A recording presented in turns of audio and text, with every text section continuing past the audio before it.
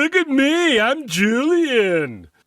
Anybody that it's got something intelligent, it's got a cool little setup, it's got an interesting personality, and it can sell an interesting conversation, theoretically can start a podcast. 100%. Yeah. J.A. Hello. How you going? I'm good, man. How are you? I'm good. It's good to see you. You too. I haven't seen you all year. Oh, I get it. Yeah, because I was going to say we've been hanging out quite a bit. Yeah. Went to Radiohead. No, Tom York in Yeah, we November, did. which was amazing, and Pearl Jam, which changed my life. Yeah, that was the last time I saw you. Crazy. Pearl Jam. What a gig. Both of them. Your last name's Greek, right? Mm-hmm. Does it mean anything? I don't know, but it's very short for a Greek name. That's a good point. Came up in conversation recently. Someone was like, "Is that shortened?" And I'm like, "I feel like it is, but not to my conscious knowledge." So Yeah, I have to look that up. It must mean something. I feel like I don't know if it's all names from like that, like Mediterraneanness and Easternness, but like I know why names normally mean something. I know why this came up. Because people keep sending me photos every time they see an ad for or have in their hand the MATSOS drink or the MATSOS drink. And they're like, look, it's you. And I'm like, wow, I haven't had that but like 1,000 times before. I get that with tomatoes. Yeah. I think Julian tomatoes. yeah, no. There must Oh. be like an Amato tomato brand Right. that you get from like Woolies and stuff. Are Julian tomatoes a thing? Or did I just make that up? Nah, julienne's like a way that you can cut vegetables. Right. Okay, that's Like what I a was thinking of. style. Okay. Cool. Yeah. Do you like Greek food? I actually love it. I try not to be patriotic, but I actually love it. You try not to be patriotic. Yeah. I try to be more patriotic. I'm a very global-oriented person. I love the stereotype Of patriots? Or Greeks? of Italians. And just generally, I think that like people should play up their stereotypes more. I love that. And they shouldn't be so,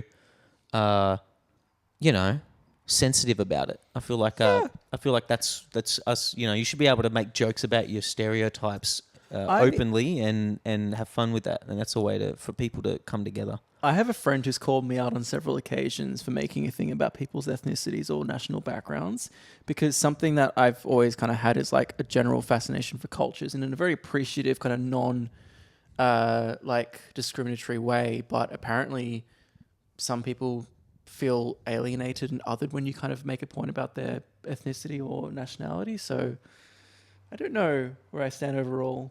I feel like the real minority is the people that get offended by that sort of stuff. Yeah, like they're a where's the smaller cultural pride? minority than the minority they're trying to protect by Yeah. being so righteous. But like, you know how sometimes you meet someone that kind of look like not typical like Caucasian kind of Australian, and they have like an accent and stuff. So you know they're not obviously born here. Yeah. And you kind of say like, "Oh, what's your background?" They go, "What do you mean? I'm Australian." And it's like, yeah, but that's not what I was. Or I can't that say kind of thing. I Yeah. can't say I've ever had that experience, and it's almost always the first question I ask because I Interesting. want to know, because I Interesting. want to relate to that person in some way, and I want to know what I don't know. That's where I've been coming from when I've been asking those questions. But Yeah. that mate of mine I mentioned before, he called me out a few times saying like, you're othering people. So I don't know. I'm just kind of putting that out there to see what people think of this concept. I met like a lot of not a lot. I met like one of the delivery drivers at work is Lebanese. And I asked him, I said, "Oh, what's your background?" Like, he said, "Oh, Lebanese." I'm like, "Oh, Lebanese." I'm like, "Cool. I love Lebanese." Is there a lot of Muslims in like Lebanon? Is it like mostly a Muslim country?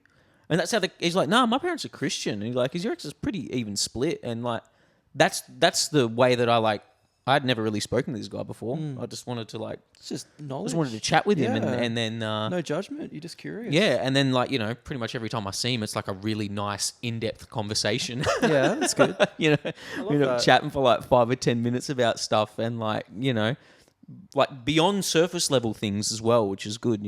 I love that. Not just like how's the weather. Yeah. Hey, is your headphone level okay? Mm-hmm. Yes, sick. I'm very locked in. All right. Do you have siblings? I have an older sister, yeah. Oh yeah. Close. No. It's always a strange question. Hey. What is? Well, like I often like have people ask me if I'm close with my siblings, and I go, I don't know, like, because I don't have anything to compare it to. Yeah. So there's some that I'm closer with than others, but I don't really know what like close is compared to what other people experience. I just think my sister and I could not be more different as people. Oh, really? Yeah. Is it like, not to get all deep, but like, how is that like a source of pain? No, I just accepted it. Because I kind of wish that I was closer with everyone, like all of my siblings. Like, there's not one of them where I don't go, man, I wish I was closer with them. I wish I had. I have tried over the years, but sometimes it gets to that point where it's like, just because you're blood relatives with someone doesn't mean you have an obligation to have them be such a big part of your life. Which sounds cold to me, but at the same time, it's like, well, all humans are equal. Like, go where you're going to connect with people. So like something I've had a hard time with for a long time. Well, not super hard, but like it's usually better than I expect when it actually happens. But I always anticipate it. Is like family functions. So like I have like a really big Greek family, right? So very typical. And like every Christmas, all the cousins and all that kind of, you know, third, fourth generation splits, they all come together in this big kind of household. And the conversations are always going to be the standard, like, you know, things like, what are you doing for work? We're living at the moment, like real basic shit, because there's just no kind of like, unless you get deeper into like current affairs and stuff, it's always going to be this kind of like upfront sort of like, what is your life status right now? Sort of your life situation. Just the basic shit, like, are you seeing anyone, that kind of stuff. And I always get really like anxious before those events because I feel like for the rest of the year until that point, I have been very much locked in and invested in my life as it's been. And the people I invest in, the people I spend time with are all reflecting where I'm at that point in time, and they make sense to me being in my life. And I then have to go and take that and put it into a new context where the only reason for that context existing is because of this idea of family. But if like, I'm going on a tangent, but I want to go here. No, I embrace if we were tangents. all just like we were just literally from Stardust. I mean, we technically are, but like we just popped out of nowhere and there's no concept of like, or not technically, reproduction, literally. And that like, every single entity on this earth was just born from nothingness. So there was no concept of like family or DNA links. Spontaneous existence. Yeah. We would be living as we are, still hanging out with the same people that are similar to us for how we are as people. But there'd be no pressure to like hang out with anyone because of this idea of like, oh, but you've got, you're the father, you're the uncle, you're this and that kind of thing. It's just this... concept. Like the memory and the consistency. It just creates this obligation that doesn't really need to be there in a practical sense. Like, I guess when you're raising a child, it's different, but like past that point, like when you're an adult, you should be able to just let go. I think two things can be true, but it's very Zen. It's very like Taoist. It's very like trying to just be present and take things like as they are in this like moment. Sometimes you can feel resentment for like feeling like you have to explain yourself in those situations as well. Like why this is your life situation. Yep. And why your life situation is not how they think it should be, or why it's not better than it is, because it can like always be better. And like people are, a lot of people are under the impression that, you know, like it should be different. Like whatever's going on should be different, and it should be better, and we should want it to be only better. Because they can't relate to it. So they want to try and change it or criticize it into being something they can relate to. But there's definitely something beautiful about the rhythm of like familial existence. I think, you know, there's something beautiful about, you know, like being with, you know, like children growing up and like having a dog. Like getting to spend every single day with the dog and watching the dog sort of grow up. And I mean, to clarify, we are talking about a nuclear family in that instance. I'm like saying my issue is more like going to the extended family. At what point are those people like, who cares about blood relations? When can you actually say they're not really relevant anymore in your life? Yeah, well, yeah. I guess I live across the other side of the country from my family. So most of the people that are blood relatives, are on the other side of the country. I miss them. Yeah, I do miss them. But like, you also can't like live your life for other people, right? Yeah. But I should definitely call my mum and dad more. That's for sure. And I am very close to my mum. Very, very close. And I've got a pretty good relationship with my dad now as well. Oh, that's good. So yeah, I do love my family. I'm just saying, like, from the Greek background, especially when it's like second and third generation cousins, you're just like, yeah. I don't care. Yeah. Like, I'm happy for you, but I don't really know you, so good for you. Yeah, definitely. That's the environment I've been getting Definitely. to over Christmas. Yeah. Yeah. No offense. Yeah, speaking of pets, you just got a new kitten. I did. And the reason for my inflection there is that she was so adorable when I first got her. She was all over me. She was. Isn't. I'm trying to rekindle our relationship. Already? Yep. So this is typical of cats, right? So Cats compared to dogs, cats hold a grudge. Cats are like really spiteful. They're a spiteful animal. I don't know what it is, and it makes me sad because the day that we got her was also the day that I moved back in with my parents because that's happened recently, right? Oh, okay. Didn't I tell you? This is not. Oh, this yeah. is new I was information to me, sick of living so far away from everything I was like doing with my life, so I'm back in the inner west. So where are you living? Oh, in West. I was in the North Shore, but I'm like, it was a nice area, but I'm like, there's nothing here for me, so I moved back. What area are you in now? Inner West. Yeah, but like what area is that? Fever Dolce. 5 Dog. 5 Dog. Oh, Fever Dirty. Anyway, so the cat and I... Name of the cat? Lilia. Lilia. Lilia. Like Lily with an A. Lilia. Nice. Oh, wow. Nice. Does that sound like something else? Did Is it? this going to be edited? No. Oh, God. Lily, I don't know. I whatever you're laughing about has gone way over my head. It's an in-joke that only like the one person out of like 100 people might even slightly get. Right, that's good. Wow, that just came out of my mouth. Yep. Yeah, she doesn't like it anymore. She moved in and I moved in to my mom's place on the same day, and she was like brand new, 3 weeks old or something like that, and like super cute, jumping around the house, like meowing and happy and like woo, and was like tiny and like sat herself right inside like my little armpit area, like where my chest and meet kind of thing. Super cute purring, and then I went to Adelaide for a week. You did. I did. And I had the best time, but it was literally the day after I met the cat.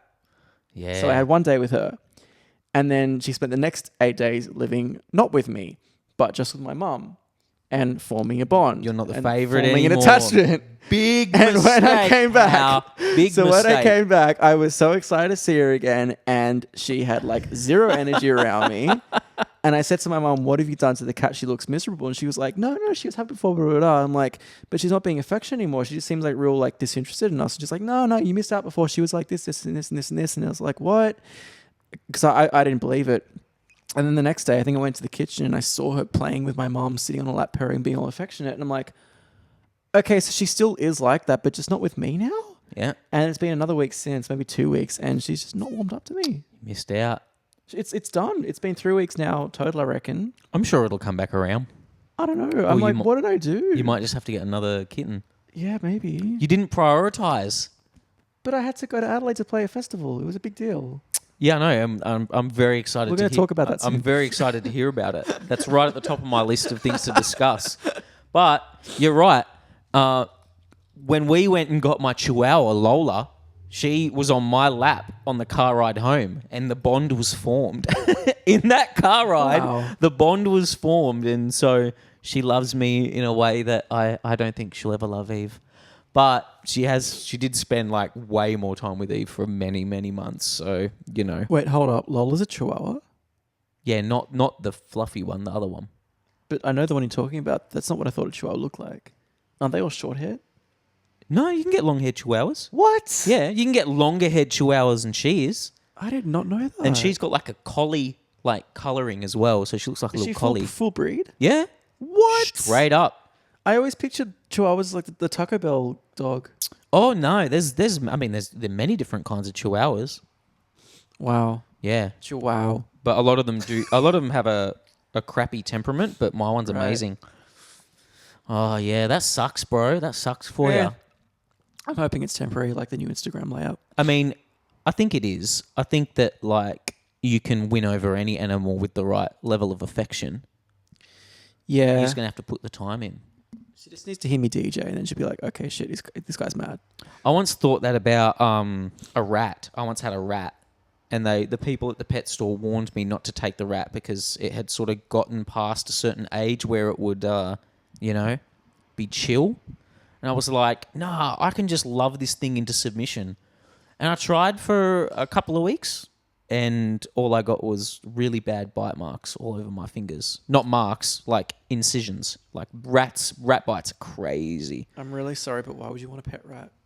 Because it was really cute, and they have a really lovely tail, and rats can be one of the most affectionate animals that there are if the bond is formed correctly at the right time. You're not trying to say mice, are you? No, I'm saying rat. I'm saying rats. Rats are very intelligent, and they're really cute and smart, and they can like way more affectionate than cats.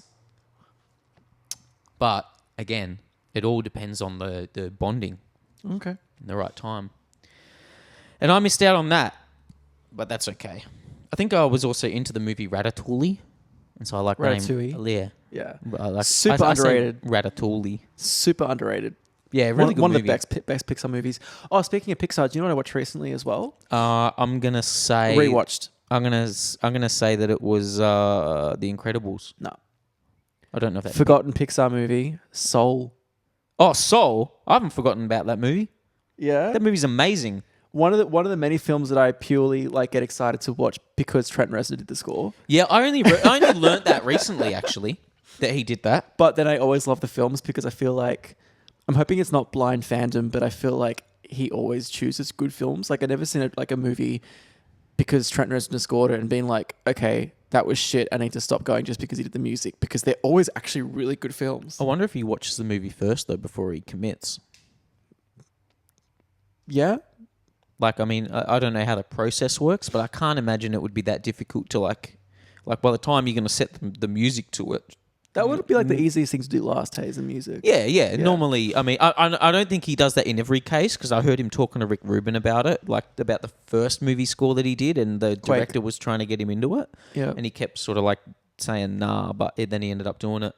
And yeah, he did the Ninja Turtle one as well. Wait, Quake was a video game, sorry. Go on. He did the Ninja Turtle one, the most recent one as well. Right. That was a pretty good soundtrack. Yeah, I've seen that movie probably pretty close to 100 times. Like Soul? Yeah. That's one of like a handful of movies that I can just leave on and I'll just watch it on a loop. Do you know what? Because Disney and Pixar... Because I love the afterlife element to it, and I love thinking about like the idea of like whether we choose the reality that we are inhabiting, like That's what I was before gonna we say. become incarnated. Yeah. And just anything to do with before life and afterlife is an interesting mind experiment. I really love the message in it because it's something that I was struggling with recently. So when I watched the film, it really helped me heal from that. And it was the idea of purpose, right? Because if I can go on a tangent, I think last time I came over for one of these chats, I was in a place where I was quite disenfranchised with my local club community, like my city drum and bass scene. And that was for personal reasons, like nothing against anyone in the group. That was like me doing my own shit, right? But because I pulled away, I kind of went through that journey of like, well, shit, if I'm not going to be DJing anymore, if I'm disenfranchised with this community, like, what am I doing? What's this all been about? I keep saying my whole life I wanted to be a musician, but I don't want to sound too hard on myself, but I'm not exactly on a world tour and I'm 32 years old. So I've been thinking like, is there more I could be doing, or is my heart really not in it that much? Like, how much do I care about this? If it's not that, what else am I doing? Why am I kind of playing it safe living here with these people? Like, I was just in this big kind of like, what am I doing with my life sort of thing. Sure. And the idea of purpose was really hounding me because I needed to feel like I had the one thing that was being like, that's why I get out of bed every morning. But sometimes you can't find that, and that's okay. So watching Soul, like the whole idea of like purpose being this, you know, socially fabricated thing that you shouldn't really think about too much. And the whole idea of life, or the value of life, is just to enjoy it for what it is. Like being present in the moment, just enjoying the sound of music, enjoying like, or like smell the roses, that kind of mentality. And what was the girl's character's name? I don't remember. But the girl in the film. 19, 18? It was a number. Something like that. She got the sticker to actually go and be incarnated initially because she figured it out. Like the whole point of like the way to deserve life, or like in the film, is you just have to appreciate it. It's not about finding your spark isn't your purpose. Yeah. That's right. The it's spark isn't the purpose. It's just enjoying life. And like no act itself is the purpose. Yeah. And I was like, wow, I'm so glad I watched this again because that made me feel so much better about all the things I've been dealing with. So now it's like, yeah, I love music, and It's like very underrated in that sense. yeah, And probably for that reason, like it's maybe like the movie itself is too sensitive to be like maybe more acclaimed than it is, you know? But it just got me thinking, like yeah, John Frusciante's solo music. like yeah, I love music, but I don't have to put so much pressure on it to be my purpose to the point where if I don't feel like I'm succeeding at the moment with it, I'm not going to feel like my purpose is failing. I'll be like, oh, I'm going to take a break from that because my life is about more than that. Like I'm sort of in that mindset now, which is good. Yeah, I mean, I guess maybe it is purpose. I definitely still feel lost within myself and within my life situation in reference to like my job and Right. having a feeling of like I am like doing what God made me to do. I struggle with that every day, and over the past couple of years, there's a million different things that I've considered doing and that I still consider doing. But my reality is that I'm still just at the same job doing the same sort of grind. Yeah. And I try my best to enjoy that in the moment for what it is, because you can only like live the moment that you're in, right? You know what But- the best thing though is when you're in that rut, and it sounds novel, and it's only really possible if you have money, but that's when you need to take like a week off and to go and travel. Because you're just doing so many different things in an extended period of time that it shakes up your familiarity with what your life is. So you just get like separated from those environmental things that become your identity, and you learn who you are without those things. And that gives you this like boost. Yeah. I found that with Adelaide. I mean, that's part of the downside to having two dogs. Right. It really limits any thoughts of like being True. able to travel for an extended period. True. But I wouldn't trade the dogs for anything in the world. Dogs, the They- love that dogs give you is unconditional They are adorable. and very, very good on my mental health, that's for sure. Just touching back on the whole Greek food situation for 1 second. Segue. Do you like olives? I love olives. Yeah. If olive theory is real and it's like one person's going to love them, one person's going to hate them, I'm always the person who loves them. Like, I love olives. All kinds? Not so much the green ones, Oh, really? You like but black I olives still will. and the I'll still Kalamata? fuck with the green ones. Yeah, sick. Yeah. Yeah, Sicilian olives are good. Kalamata's all the way. Especially if they're pipped. If they're not pipped, it's like, come on, man. So, it seems like you had a really exciting end to last year. I seriously did. The City of Churches, Uh-huh. a renewed love and passion for DJing. Well, that was beforehand, but a new... Well, compared to the last time No, that we not so hung. much DJing, but more just like my confidence in myself and my concept of what Sanglian is. Yeah, okay. That's been boosted by that experience. Yeah. Yeah. And what is Sanglian? It is just this like giant work of art that encompasses a unique sound and image, and it stands for open-heartedness, not just open-mindedness, no judgment, everybody's welcome. It's about breaking down barriers, not just sound, but cultural barriers. I'm not trying to sound like a wanker, but like I'm really big on like fucking with gender norms, especially with my image. I don't know if you've seen online, like I like to wear like slightly controversial costumes when I do my gigs now. And I just want to just show that like this is not, you know, a closed-minded concept. This is just for everyone, and it's safe, and it's experimental, and it's exciting, and it's just a big, unique personality of love. What does the word itself... Does the word itself mean something specific? Sanglian. Yeah, yeah. It means bloodline. It's actually French, but a lot of people think it's Asian. I don't know why. I think there's like similar words in Thai or something, but Isn't it like almost a little bit ironic that we started the conversation talking about like family Yeah. and that it means bloodline? maybe my entire art is ironic. That's so funny. It's also like, I don't know, I feel like maybe it's a contradiction, the idea that things can be safe, but also like experimental and new. I feel like things that are like creating experimental a safe and space to new. explore new things. And Yeah. I'm like trying to like show people like, you know, if we're going to focus on, because you can look at it two ways. Like Sanglian is not just the music, it's also the image, but the music as well.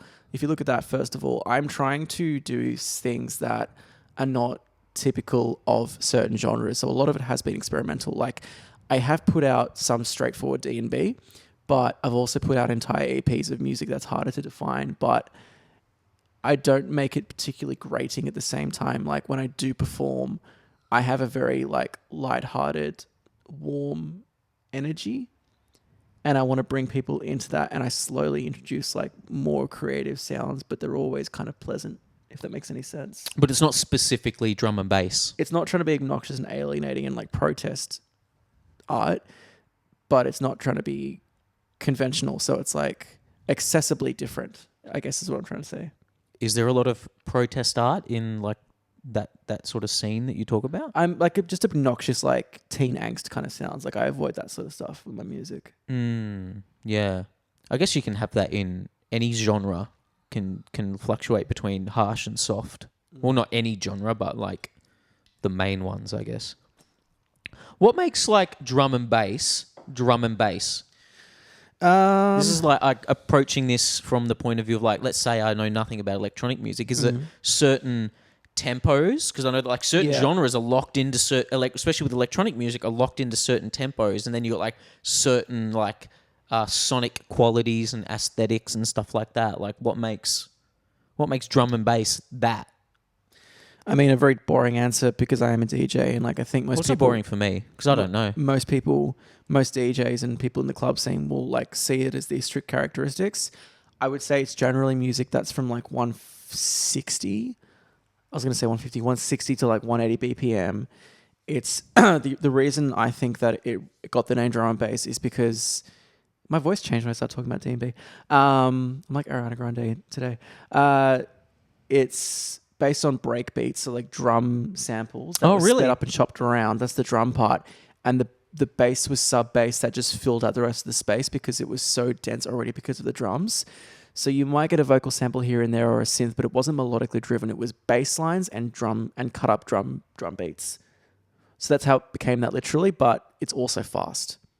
So There's no such thing as slow drum and bass. It wouldn't make sense. There's half step, which is like half time, but there's a lot of like fills here and there where it's like you get the like a little bit here and there where it comes in for a second because it still needs to have that pushing energy. So yeah, now it kind of floats around the 174 BPM. It's become more melodic, but it's just standard generic drum and bass now is just but the proper definition is music that's more like 160 to 180 BPM with the sample and bass lines. So what was the festival you played? Tell me about that. It wasn't D&B. There was D&B there, but I played a garage set. That was Forbidden Forest, which is like basically Doof, actually. Yeah. Small Doof, sick. maybe like 500 to 800 people, I think. Probably 500. It was really great. I had a really great time. The promoter was super nice. He let me crash at his place before the event and then drove me up. 2 or 3 days? Yeah. I mean... Yeah, it was very hot, so I don't think I could stay much longer, but it was great. I liked it being quite intimate as well because I made a lot of friends very quickly and we all connected over music and just the headspace we were in at the time was very positive and I don't know, maybe it's just Adelaide in general. I mean, it wasn't specifically in Adelaide, but it was very close to it, but Adelaide, like everyone came from there. It's just a really welcoming place and I felt quite welcome and happy and safe, so. Did they just hit you up through hearing some stuff that you'd released? Well, I applied. Oh, okay, I applied, but I've applied for like a lot of festivals because I'm kind of on that focus now.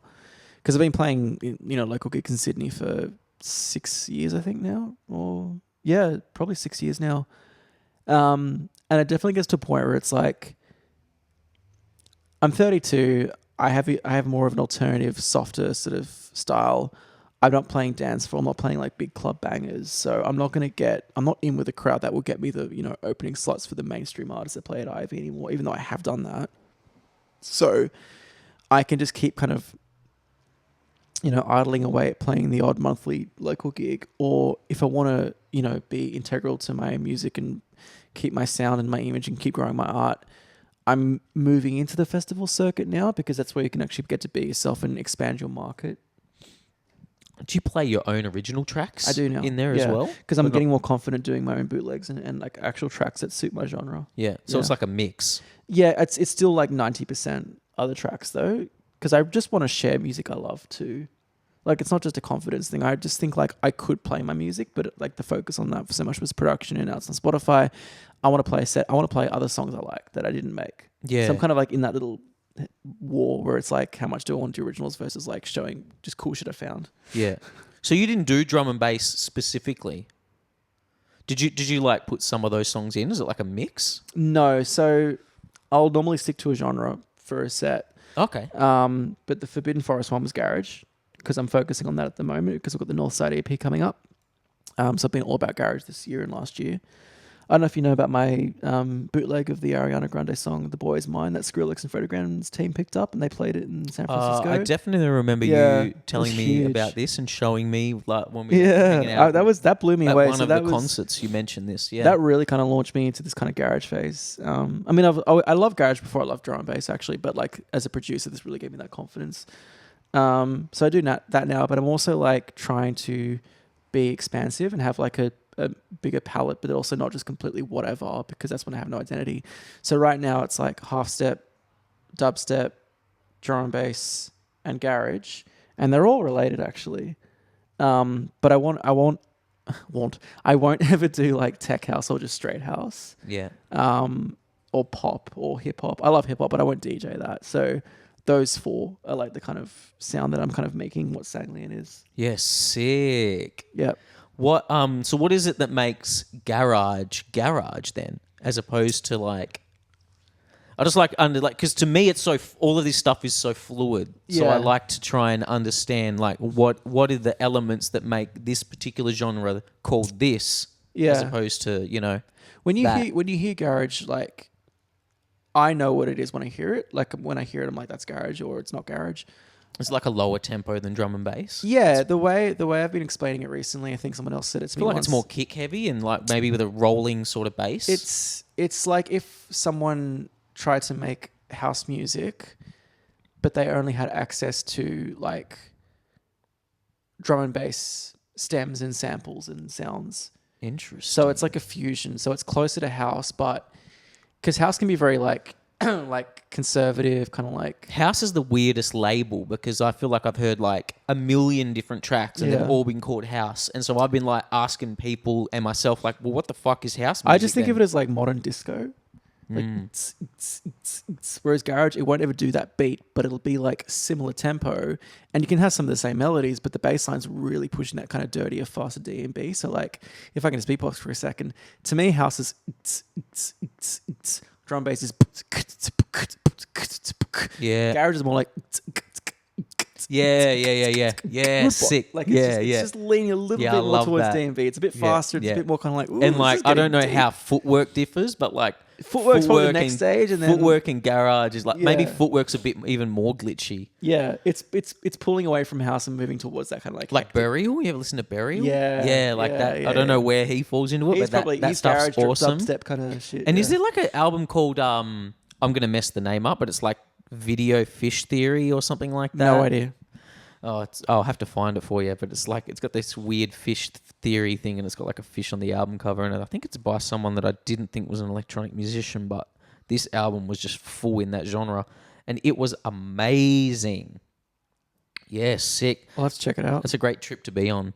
I love the idea. I'm not very good at it, but the idea of just like limiting all of your input into like one specific genre to like just really like just submerging yourself in nothing but that particular style, and I do then that all the seeing time, how it yeah. affects your mood Yeah. and your life and your like creative output.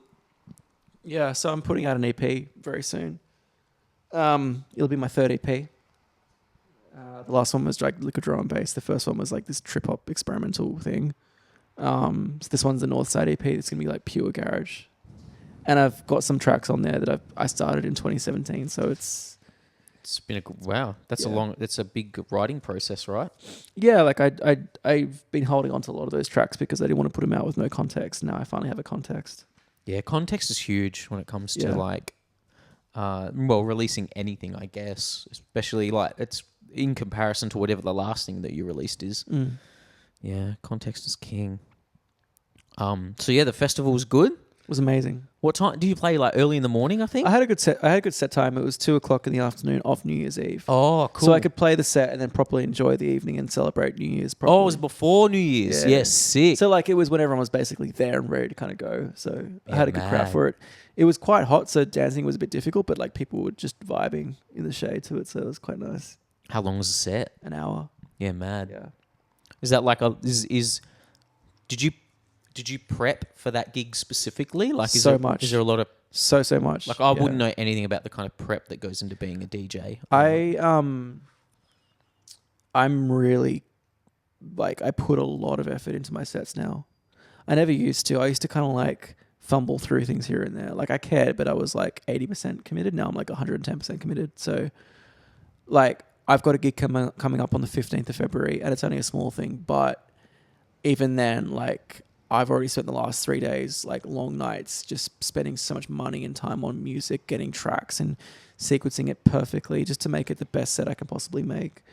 Because I just think in the year that I took off from doing it, I really got to appreciate how much I love it and how much I want it. And if there's so much competition, you know, I'm not going to be like, oh, well, it's difficult. Guess I'll move on to something else because that's what my parents kind of forced me to do. Or I'm like, no, I really want to do this. So if it's so competitive, I'm going to break through this by being the best fucking DJ I can be. I'm like, I'm up for it.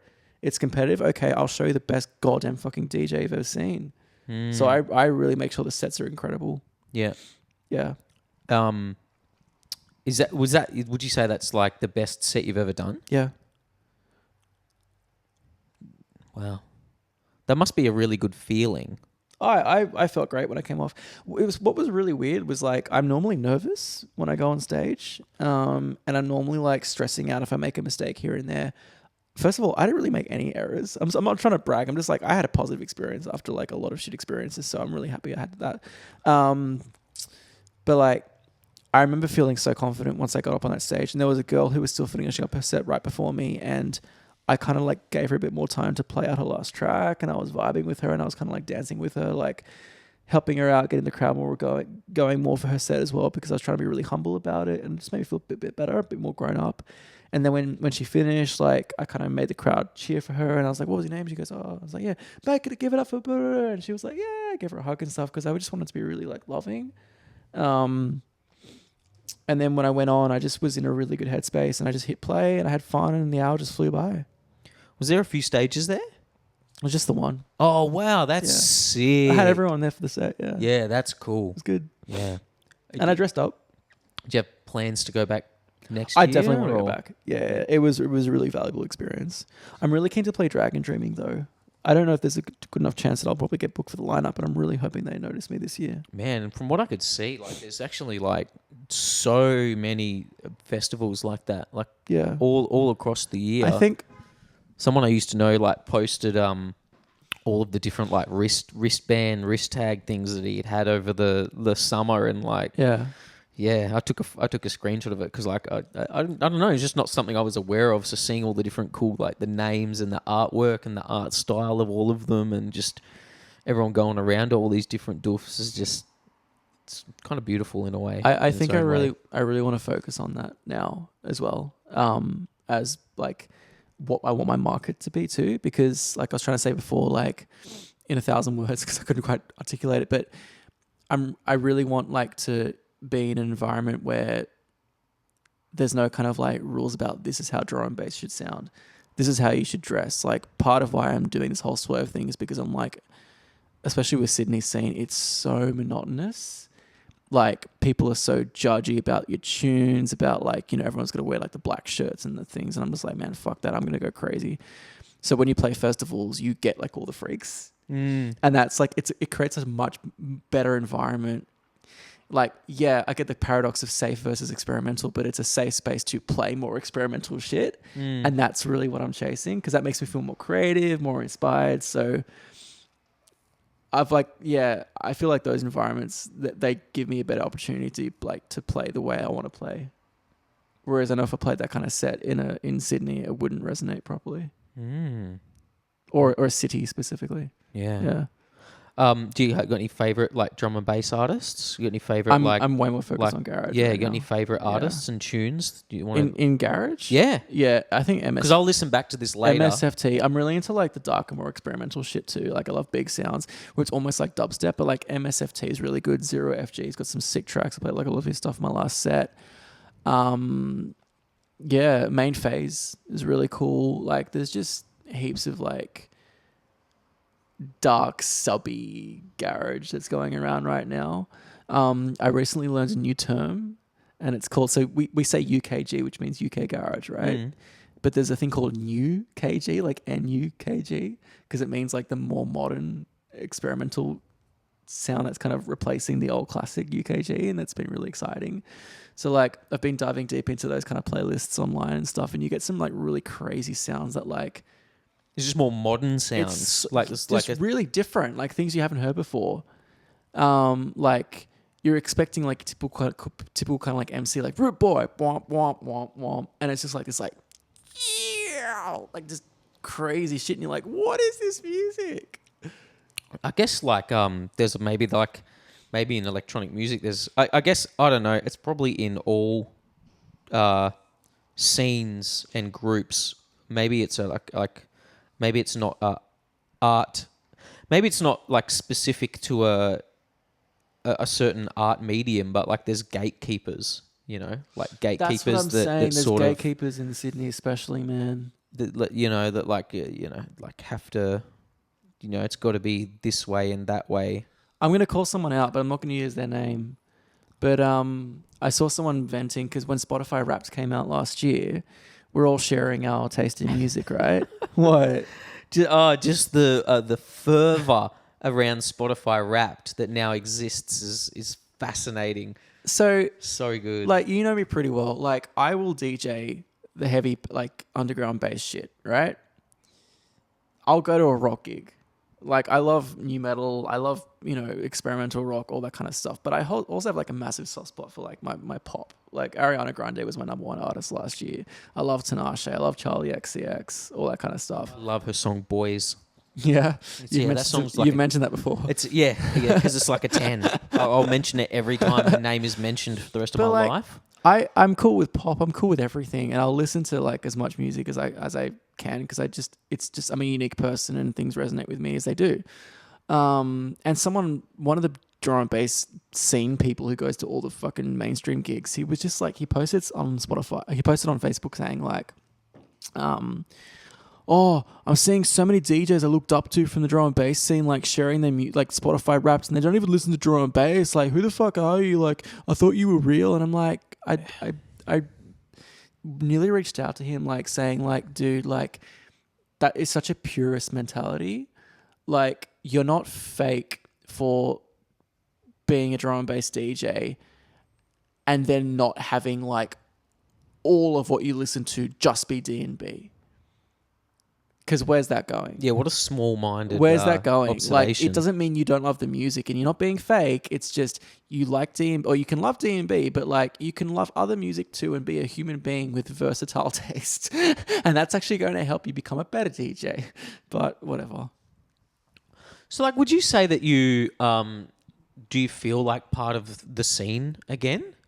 Yeah, and I'm in a pocket. Yeah. I've got a legacy in there because of Rinse Out, my events. Like, that's never going away. But I mean, the events stopped, but the whole legacy is not going to change. I feel welcome. Like, you know, I thought that I was kind of like not really accepting the scene towards the end of 2023, but that was because of my own issues that I was going through. And there were promoters that were kind of like, I felt were, I don't want to say so much ignoring me. It's like just not like really considering me properly. Like, I think I told the story last time, and I'm trying not to sound bitter, but it's just the reality of what I've dealt with. There's a promoter who I used to always like come to Rinse Out for free, and like I thought we had a good relationship. And he would always book the same DJs for all his events. And then at one point he put on a Liquid event with all these internationals that like their sound was so aligned to mine. And like, I know it's going to sound arrogant, but I'm just being real. I had like my name written all over that lineup. Like, I would have been perfect for it from like a promoter's perspective. And I told him I wanted to play more gigs for him because he never booked me once. And he was like, oh, no, we're all set, but I'll get you on the next one for sure. And then posted the lineup, and all the supports he had were the same guys he always books who play completely different styles. Yeah. And they basically just like told them to play more relevant music for those DJs. I'm like, why didn't you get someone who actually is in that genre anyway, like in that subgenre anyway?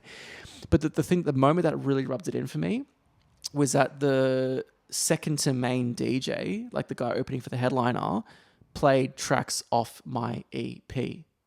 People filmed it and were like, dude, are you seeing this right now? Are you here right now? I was like, no, I didn't go in the end.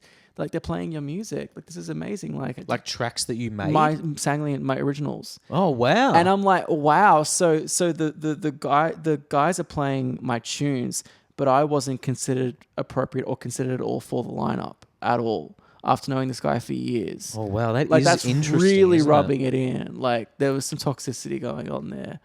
And I'm not going to go into it because I know there's probably going to be publicized, but there's probably some political reasons because. Well, I was going to say that was like that was the word sticking in my head. Spending time with at the time. The word sticking in my head was politics. It sounds like there's a whole like. And I think Sydney's rotten for that. If I can be real, like even the groups that I'm with now that I've accepted into, like nothing against them, but I'm friends with them, so I'm already in.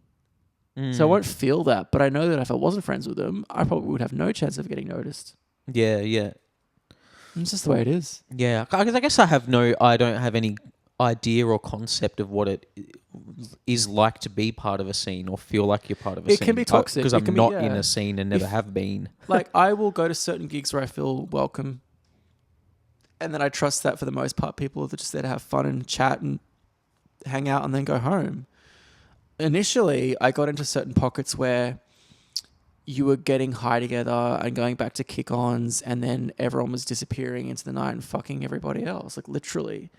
And like sex and drugs was like a big part of it. And then like wires got crossed and like people were sleeping with other people behind each other's backs and like people weren't official than they were. And it was all this mind games and everything was just really complicated. And then like half of those people were DJs, the other half were promoters, so it actually affected their lineups. And like you're meant to be running a business, and like there's people outside of those scenes that were wanting to go and see these club nights, to go to these club nights, and all of a sudden lineups are getting changed around, and they think there's been some sort of issue with management or something, but then it turns out there's like just a love scandal behind the scenes, or someone stole someone's coke or something. Like it's just fuck, dude. Like that's what I'm in. No.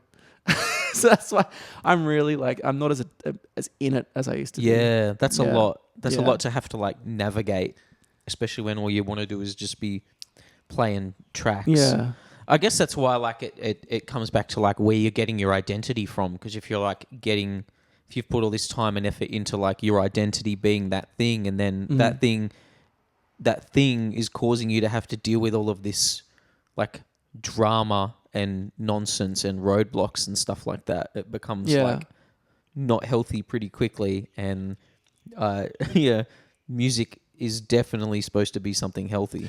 I have a healthy relationship with it now because I've accepted it being like that. So like what I do is I keep my distance. And if I'm not getting noticed or taken seriously after a certain point and I don't like the gigs enough to keep going, but I'm not really getting considered to book kind of thing, I'll be like, I'll walk away. And I don't try and get in with certain people. I can't do that anymore. I'll be myself. I'll be real. If I don't get along with a promoter or if I don't particularly enjoy a night. But that was part of it at some point? Being fake and being political, yeah, for sure. Yeah, of course. Selling myself and stuff, yeah. It's draining. But I stopped doing that now because I'm like, if I don't naturally get along with someone and then I'm not really getting that benefit of getting gigs off them anymore, I guess I'm just going to walk away and be okay with it and find another group that I might actually genuinely fit in better with. Well, what is there like? I guess there's like a limited number. I don't know. Like, is there a limited number of like clubs and festivals and places where you can play that specific kind of music? No way. People playing that shortage myth, no way. There's so much going on. Yeah, cool. So it's like, it's relatively new events, new DJs popping up every day. Yeah, you just have to be willing to like meet new people and be like outgoing and like I would rather put yourself out there, right? And I'd rather use that. I mean, not to sound exploitative too much because I do generally love the scene and people in a lot of ways too. But like, I would rather sort of like jump around smaller pockets and build a following that way than to like invest all my time into trying getting accepted by the one promoter who's got all the power for the big club.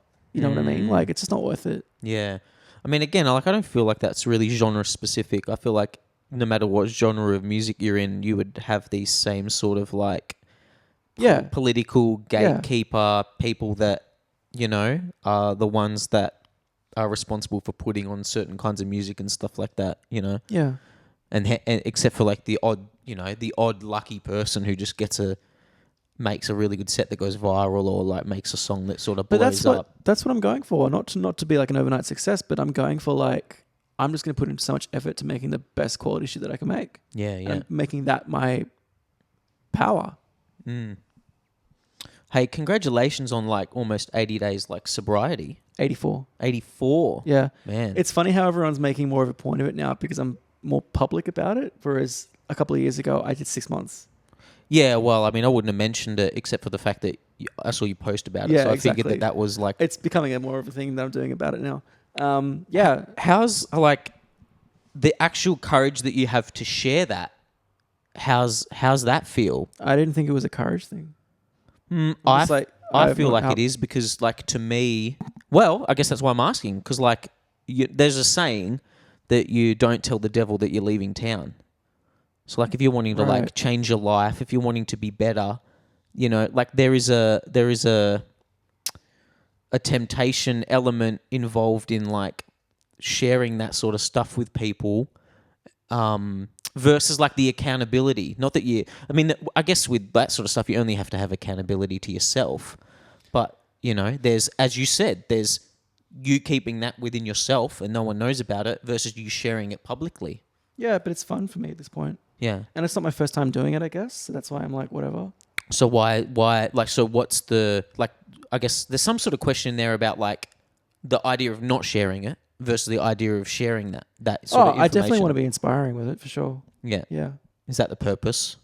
Of sharing it, yes, but not the purpose of doing the sobriety. No. Yeah, I'm talking about just the actual idea of sharing it. Because for me, I feel like if I was to like share that, the moment I sort of share that sort of information with people about like stuff that I'm trying to do in my life to get better, it makes it infinitely harder. Like there's something I have to like live up to, or like the temptation grows for me. Like, I don't know. For me, it almost in some way makes it harder because now I have to like. I get that. I just think with this specific thing, and the reason I've gone sober is that I am so invested in it, like as a belief concept. Like I'm so like convinced that I'm going to stay this way. Yeah. Because I had to get sober because I was having health issues. Yeah. So it's not like, oh, I'm going to get so embarrassed when I cave and have a drink. Because like it was never an addiction, I guess. It was a bad habit that I picked up that was starting to affect me. So if anything, having the whole like running tally of how many days it's been makes it easier. Does it? Because there's a sense of accountability. It's the people who are cheering me on. You know? Yeah. Cool. Did you have a favorite alcoholic drink? I was never a connoisseur with it. Okay. I would just get whatever beer to get drunk at a party. Oh yeah, cool. No, I've never really been into beer actually.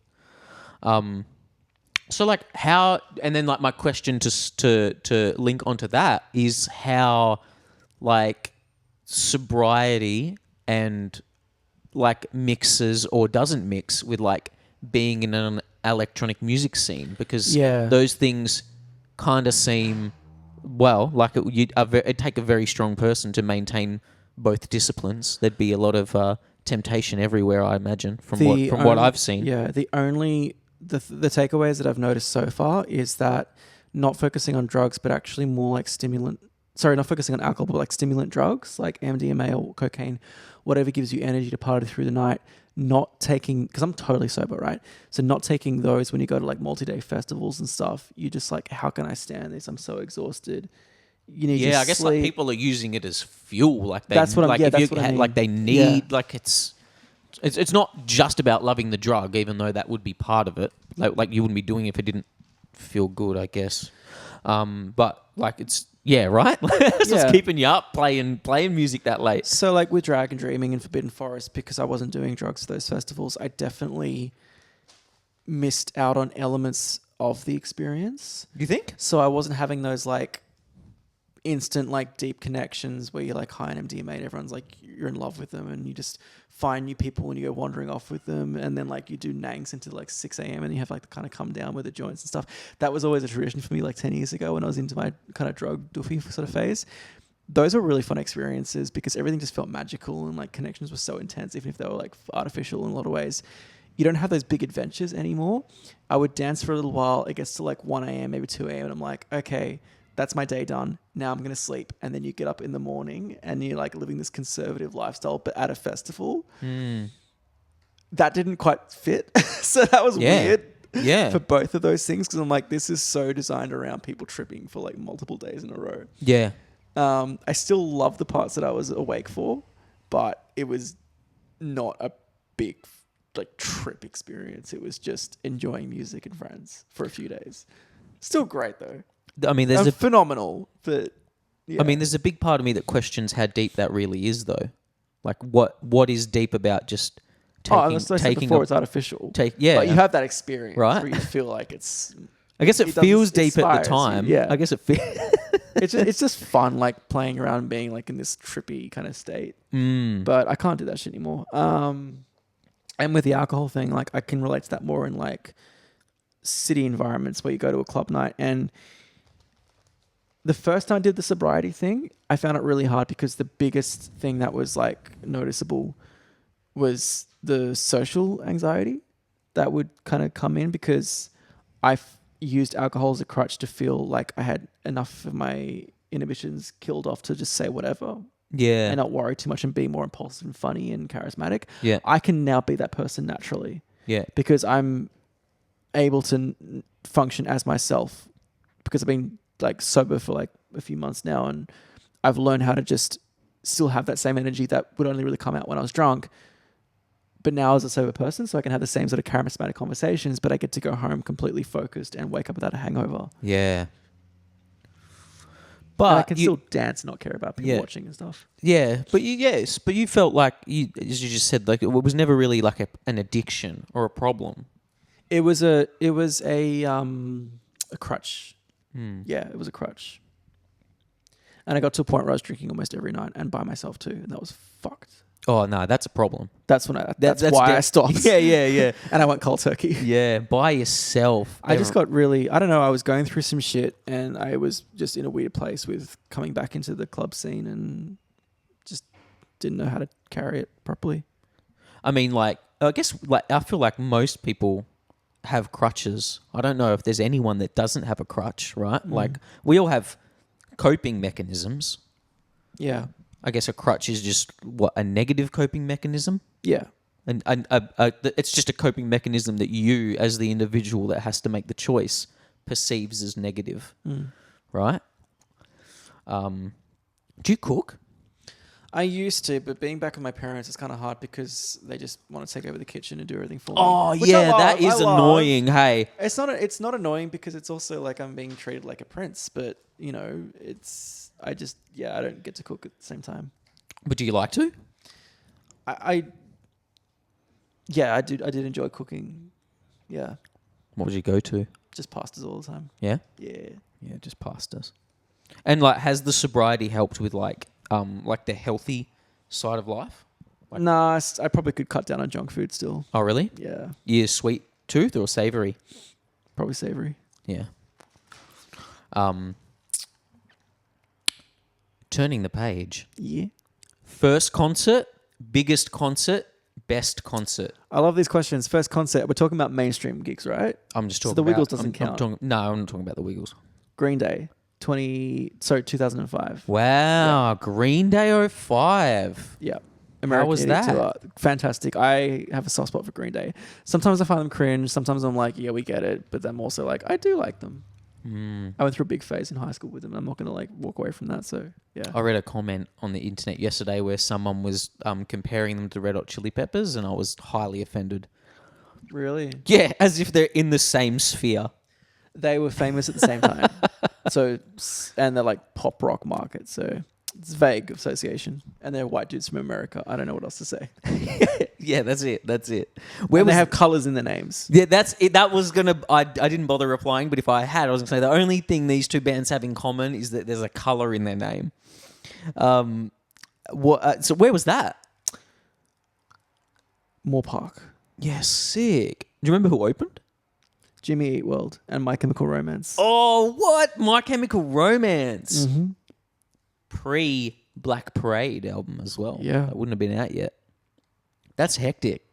It's quite emo. It was a fun gig. It's quite. It's a very fun gig. There would have been a lot of black eyeliner. That's sick. 05 Green Day. That would have been good. They were huge. Biggest in terms of like sheer number of people. Oh, Eminem. Yeah. Eminem, which Yeah, was okay. like not good. Oh, really? It was too intense, dude. Oh. Like, sadly, one of the least fun experiences of a gig ever. Oh, Me. damn. And I love Eminem. Why? But I went to that same gig and it was amazing. 2014? Yeah. Okay. Oh, wait. No, 2014. Yeah. No, I went to the one that he did the next tour. Okay. 2019, 2018, 2019. I hope this comes out the right way because I'm going to be a bit prick-ish now. But I don't think Eminem's live concept or him as a live performer does justice to his records. He sometimes has a band, but I don't think the band works to his beat style, especially his Dre stuff. And also having a big backing track playing while he just kind of like raps over the top in a stadium environment with that amount of reverb going on, they just don't translate to like a quality stadium experience. Mm. He's still kind of, and I love him for this, he's still in that kind of like underground rap battle world, and trying to do that for like thousands of people in an arena, it's off. It felt really off. Yeah. And it wasn't like a quality stadium gig. Yep. Yeah, fair enough. I mean, I had that same concern, like seeing the Chili Peppers. I was like, how is this going to, is this going to translate to stadiums? But they're a stadium band. They've grown into that so well. But Unlimited Love doesn't feel like a stadium album. Unlimited Love feels very intimate, very, very in the studio. I mean, I saw them a bunch of. They were amazing. I thought it was incredible. You don't think but that's probably why they don't play some of the songs that I wish they did because the Heavy like, Wing? Like, yeah, exactly. That's a stadium. That's a stadium Black track. Summer. Yeah, but I wanted like She's a Lover and But they didn't play those tracks. and White Braids and Pillow Chair. Yeah, but they didn't play those tracks. Yeah, but I wanted them to, and so I was Right. the point I'm making that I was like had that concern of like, oh, how is this gonna translate? How is this gonna is this going to translate to actual stadiums? But Yeah. I guess they know better than me what like. If I saw Eminem like in 2010 for the Recovery Tour, that would have been good because that album is a stadium album. Well, I was going to say like, is it because it's Eminem or is that just hip hop in general? Hip hop in a stadium also feels weird. Yeah. Like maybe the old school style, like maybe like the new trap beats will go off, but yeah. When I went to see him in 2019, like I was like very, I mean, compared to 95% of the people in the stadium, I was very close. Like I was like right up the front.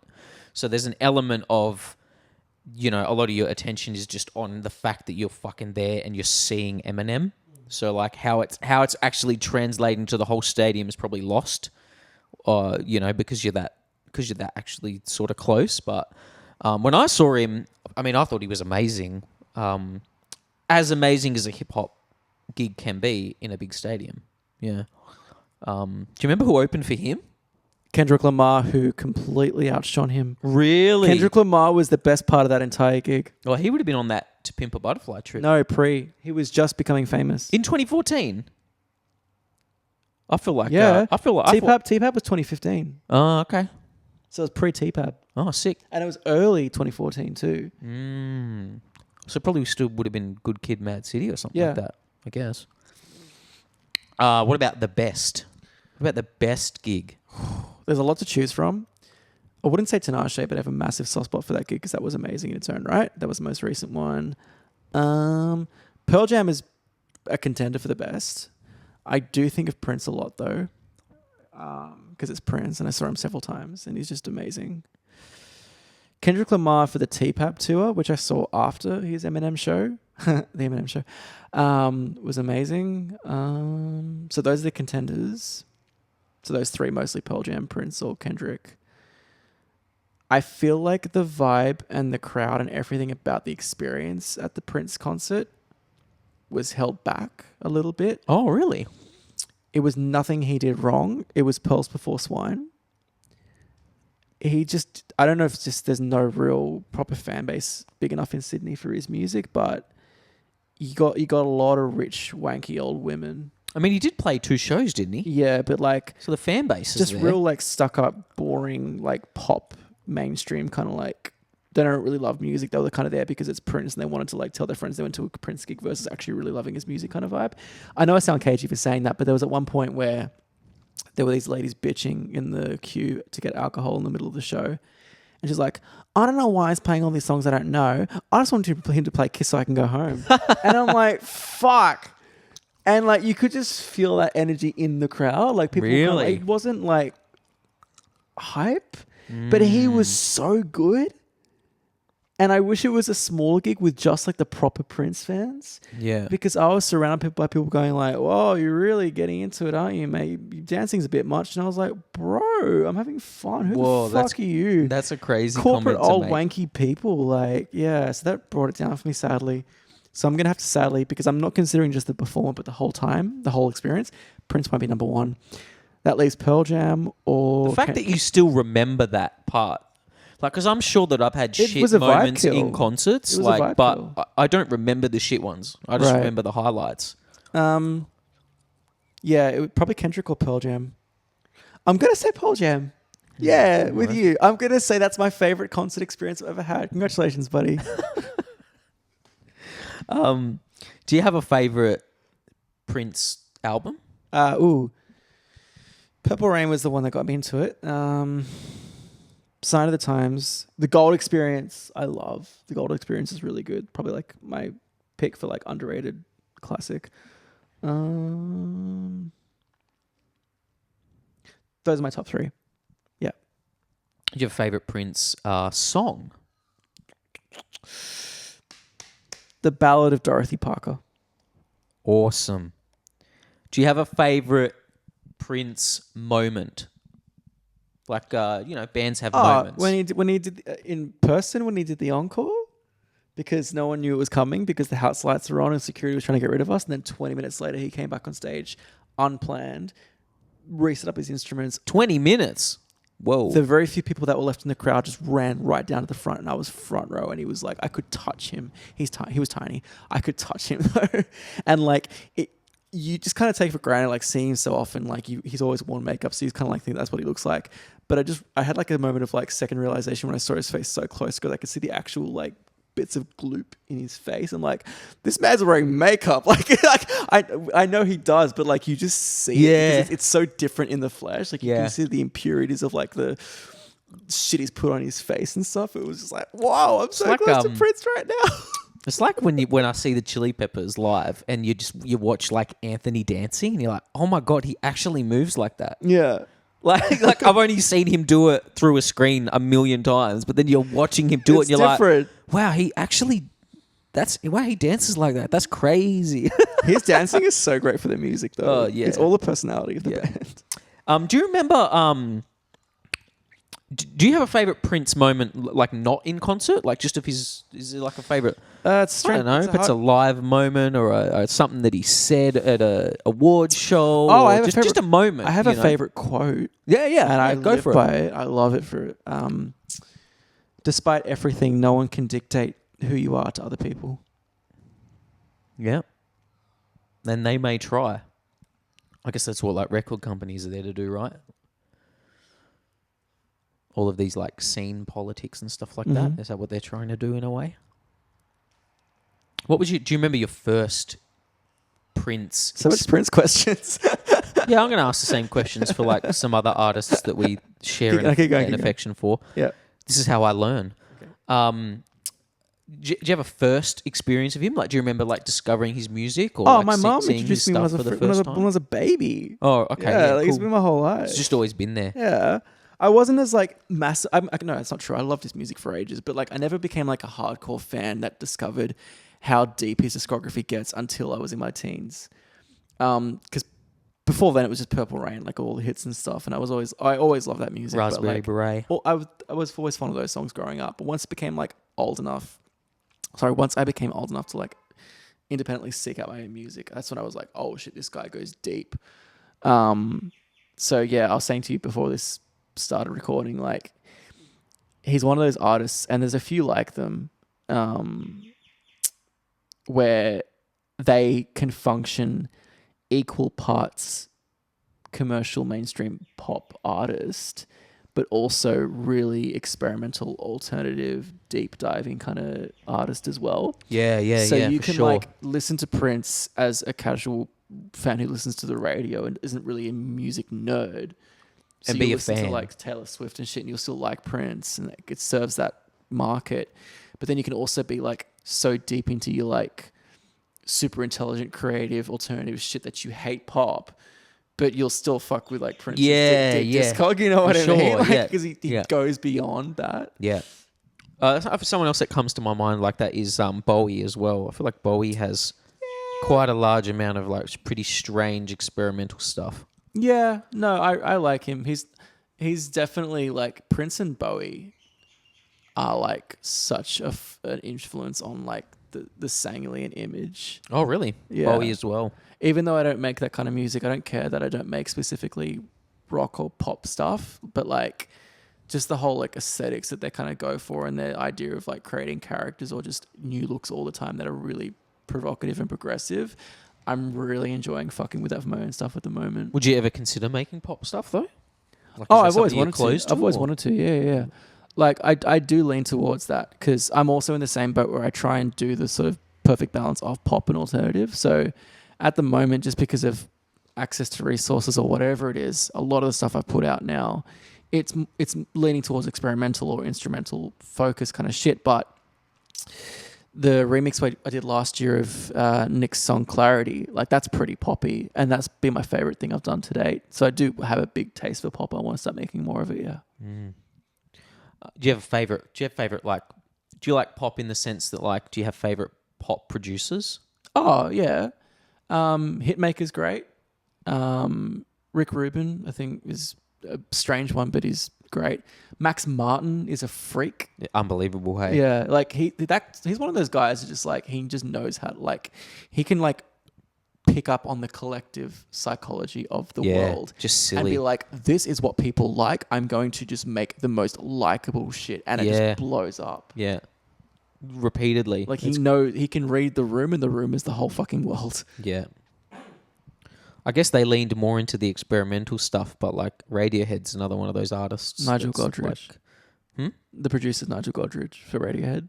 No, but just in general, like as artists that like are able to walk that line between pop and like experimental sort of stuff. Yeah, but Radiohead's been like 99% experimental. Like their only pop is like Creep and High and Dry, I think. No, I'd say like there's a fair amount of OK Computer that's pop. You reckon? Yeah. That album is so progressive. Yeah, I know, but they still got the songs on them would be like considered pop hits. What's the poppiest Like, song? I saw them on Paranoid Android. I would consider That's not pop though. Karma Police. It's so experimental. Yeah, I know, but it still became pop. Yeah. Like when I first heard that song on like a top 50, Channel V countdown. That's pop. That's in my mind. Like if it's on one of those countdown music show video clip like things, it's definitely pop. Because I feel like even a song like Purple Rain, that's not a traditional pop song. True. Like it's only because it's like so beloved and famous and successful that we consider it pop. I mean, But it has falls its into a success- similar category. You as get those- it, yeah, but you get into the Purple Rain, like it's 4 chords. Like, Yeah, but I feel like we do that with a lot of Radiohead songs. true. The on the surface aren't pop, Mm. but then we just love them. So I'm going to read a list to you. Mm-hmm. I'll just get some feelings. Weird Fishes. Great song. Into the Pyramid Song. Into A Brain in a Bottle. Into Packed Like Sardines in a Crushed Tin Box. I don't even know why the Tom York gig wasn't in my top 3 before. That was phenomenal. Unmade. I think it's like it gets this weird like wild card like knock because it was just too emotional. Like I was having traumatic experiences to it because I was just so like in such a beautiful way, but that's hard to revisit. I was crying for a lot of those songs, man. The 6th song in, he played Jigsaw's Falling Into Place. Jigsaw Falling Into Place. I really thought that like maybe that would be like the encore song or something like that. So I just was not prepared for that to be that early in the set, and it was amazing. Him playing All I Need was just we'll get there. godly. Like that was, I needed that. Black Swan. Great. Oh yeah, so good. The Clock. Yeah, I forgot about all these ones. Rabbit in Your Headlights. That was beautiful. His vocals in that were phenomenal. Back in the Game. What? That was the one he did with that Mark Pritchard guy. Oh. Speaking of like DJs playing like random different genres and stuff like that, that was the most eclectic mix of songs played in a row that I've ever seen. That guy seemed like his set took forever. There was no like rhyme or reason or rhythm to it at all, and it felt like it went for 2 hours. I feel like I'm still there sometimes.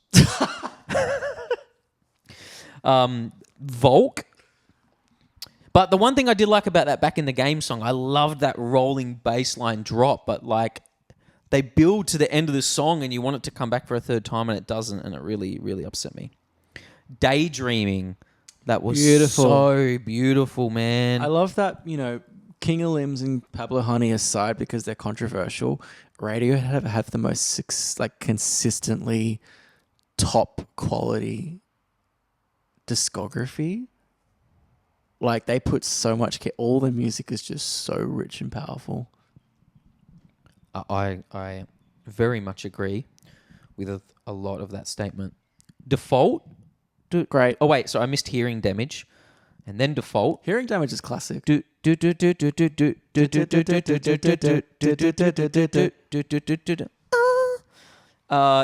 Chorus. Oh, that was what I was saying goodness. about the traumatic experience. I was not prepared for that song was to make too me heavy so for me. emotional. I think I told you I have a dark association with that song. Yeah.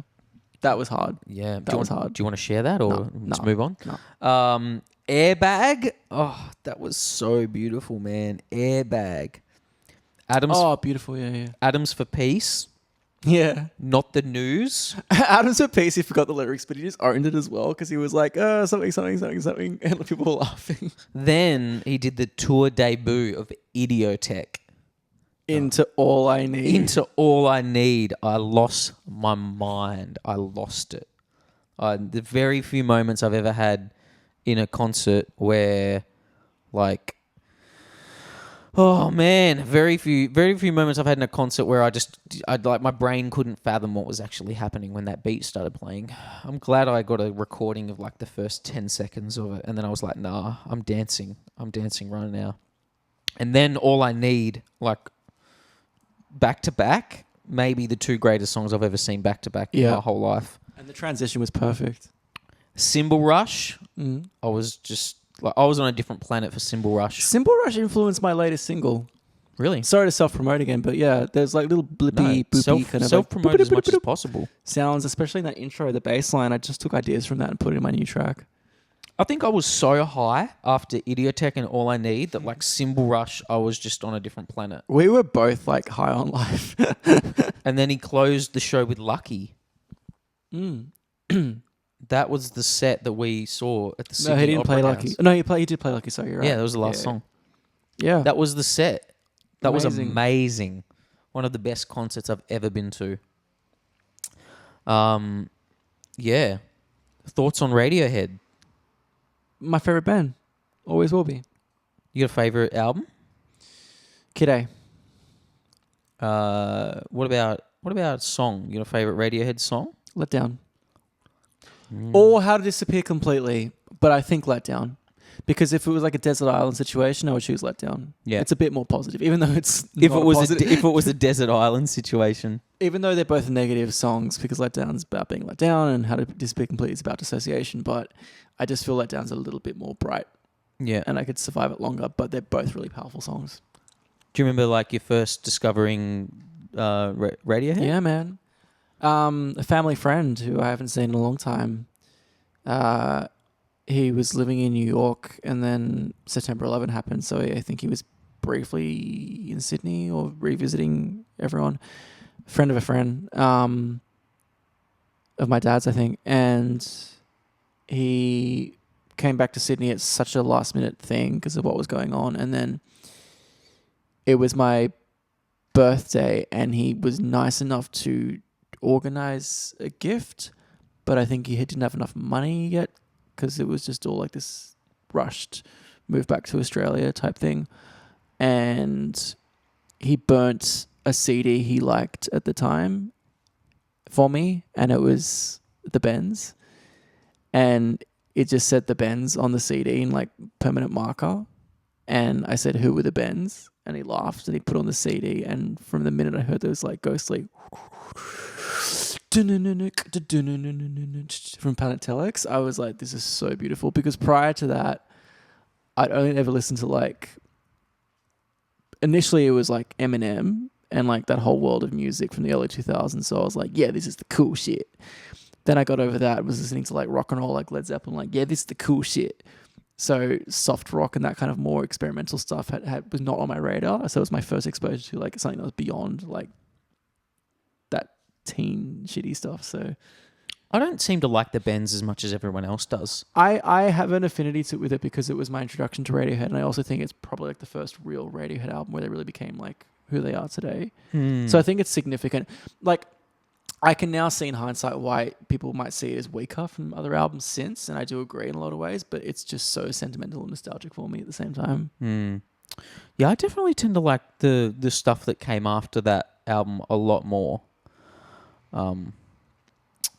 Like, I'd say it's always a toss-up between Kid A and In Rainbows for me. Kid A was the hardest album for me to love, and it's now just permanently the number one album for me for like years and years and years and years. Like, even I don't know, I guess maybe things happen differently nowadays, but like retroactively, I feel a song like Everything in Its Right Place has become like a pop song. Like, because the amount of times I see it in movies and stuff like that, like What films have it? that movie, The Creator, and a bunch of other movies that I would not have expected it to be in. Isn't it in Vanilla Sky or something? Is it? I think so. Man, I haven't seen that movie in ages. I haven't seen it. I just know it's in that. Oh, really? The Tom Cruise movie. I think so. Yeah, I feel like maybe that was a good movie. Maybe that was worth rewatching. I feel like it's got a real dreaminess to it, that movie. I really love the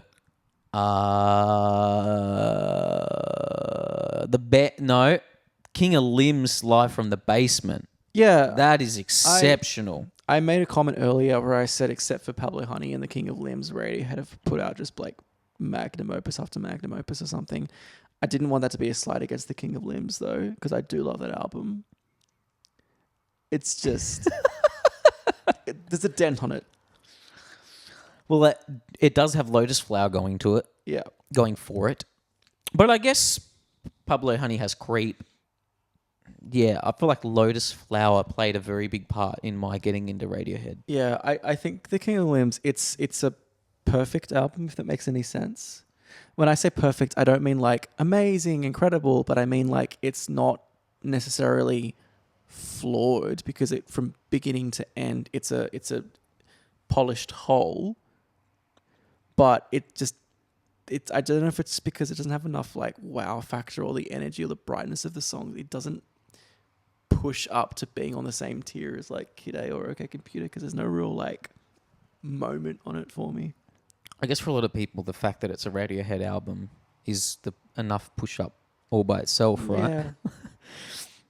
I know what you mean though. Like, it's quite low energy in a way. That's what I'm trying to say. Yeah. Yeah, but it's still great. Like, it's well executed, but it's just, yeah, it's low. I kind of like, it shocks me. Like, it doesn't sound like an album that was made by 5 people. It sounds very like Tom York solo effort. sparse. It's very sparse, very like it's egoless in that way. Like the people, the band members are willing to do nothing if that's what the song dictates. You know, I guess a song like Videotape is quite similar. You know, like it doesn't sound like a band. Yeah, hopefully one day I would love to see Radiohead live. So I'm just going to throw that out into the universe. We had that discussion, didn't we, when I was talking about like Radiohead was the band that I didn't want to ever see because I was so worried that I was going to ruin like something that was such an incredibly emotional and special thing for me my whole life. Yeah, I thought you were insane for thinking that. And then I saw Tom York and it was just next level. The idea of no, Radiohead are in town tonight, but I'm not going to go because I don't want to ruin my idea of who they are in my head. Yeah, I don't. There's a 0% chance that it might be bad, so I don't want to take the risk. They might play like 3 hours of B-sides or something.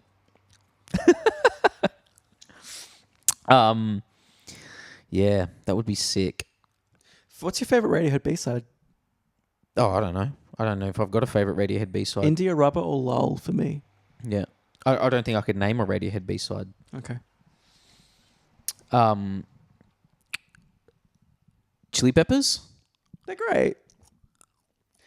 No doubt. Like, why was there like? Why did you have a high inflection there, as if there was any question about it? Like you were. They hit different after questioning. talking about Radiohead though, because Radiohead are very deep, intellectual, philosophical, like meticulous. And the Chili Peppers are like aren't? goofballs from Los Angeles, and I love them. But they stumbled into their career, and a lot of their like roots are still there, which is great. But I love them. They stumbled into their career. You know the story. They stumbled into their fifth album being absolutely heroin brilliant. And like fucking everyone, like the bad boys from the City of Angels. But like, I don't think they stumbled into anything. But the whole origin story is that they were just a novelty opening act for some club thing or something like that. And they winged the entire set. That doesn't mean it happens by accident. But their whole image has been like silliness, which is great. And I'm not saying it's a bad thing. I love them. They're definitely in my top 5 maybe. So I'm not trying to knock them. But so you don't think they've transcended in your eyes, they haven't transcended that? Okay, the most like sophisticated and like deep and like complexly beautiful Chili Peppers song. Maybe something like Under the Bridge, which is great, or Wet Sand, or... You almost sound embarrassed to be a Chili Peppers fan, J.A. No, I'm not. I love them. But they feel like novelty compared to Radiohead. That's the only thing. Oh, wow. Jeez, I don't even know what to say to that. They're in my top 5. Chill. I guess my like counter argument, not that we're arguing, because we're friends and we both love these bands. I feel the same about Prince. Like I would still say Radiohead are more sophisticated than Prince's music overall. Yeah, someone might say that Radiohead are pretentious. Yes. Like it's just, two sides of the same coin, right? Mm-hmm. Yeah. Because I intellectually I understand what you're saying, but like emotionally I don't feel that at all. I love the Chili Peppers. But like the Chili Peppers weren't that when I first got into them. Like the Californication era, By the Way era, Slane Castle era, Stadium Arcadium era Chili Peppers are not that same band that you're referencing. They are in name, but like you have like for me, I'm going into their history when I experienced that version of the Chili Peppers. Like the Chili Peppers didn't end with Freaky Styley or like the Up Me Lift Mofo Party Plan. But I still enjoy those albums though. The only Chili Peppers album I don't really listen to is the first one, if I'm honest. I do like the first one. I'm sort of off the Klinghoffer era ones now. My favorite Chili Pepper albums would be like Uplift Mofo Party Plan, Mother's Milk, Blood Sugar. See, like Mother's Milk is like my second least favorite. Which one? Mother's Milk. That's crazy to me. Yeah. That's when they became like the Chili Peppers. And it's the same with Radiohead and the bands. Like that was their... No, no way. The Mother's Milk era is like the Chili Peppers being full goofball band that you mentioned.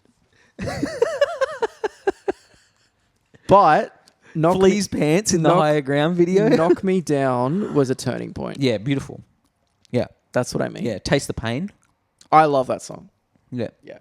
Just clarifying, I love the Chili Peppers. Oh, I know. I'm just, we're just pushing back on it I'll push back on anyone that, that has a bad word to say about the Chili Peppers ever, even if it's me. No, like, but I really I loved hearing Dark Necessities. I love every time I hear it. Like, Dark Necessities was like, I know we tend to like retroactively think that Josh Klinghoffer stuff wasn't amazing because John Frusciante wasn't in the band. But like when Dark Necessities came out, that was as big a hit as you could have hoped for a band like that. Like that was a massive, massive song. Okay, here's my hot take. You ready? Probably not. Of the last 4 albums, so I'm With You, The Getaway, Unlimited Love, and Return of the Dream Canteen, I think the best of those 4 is still I'm With You. Oh, okay. That's the reality you want to live in, is it?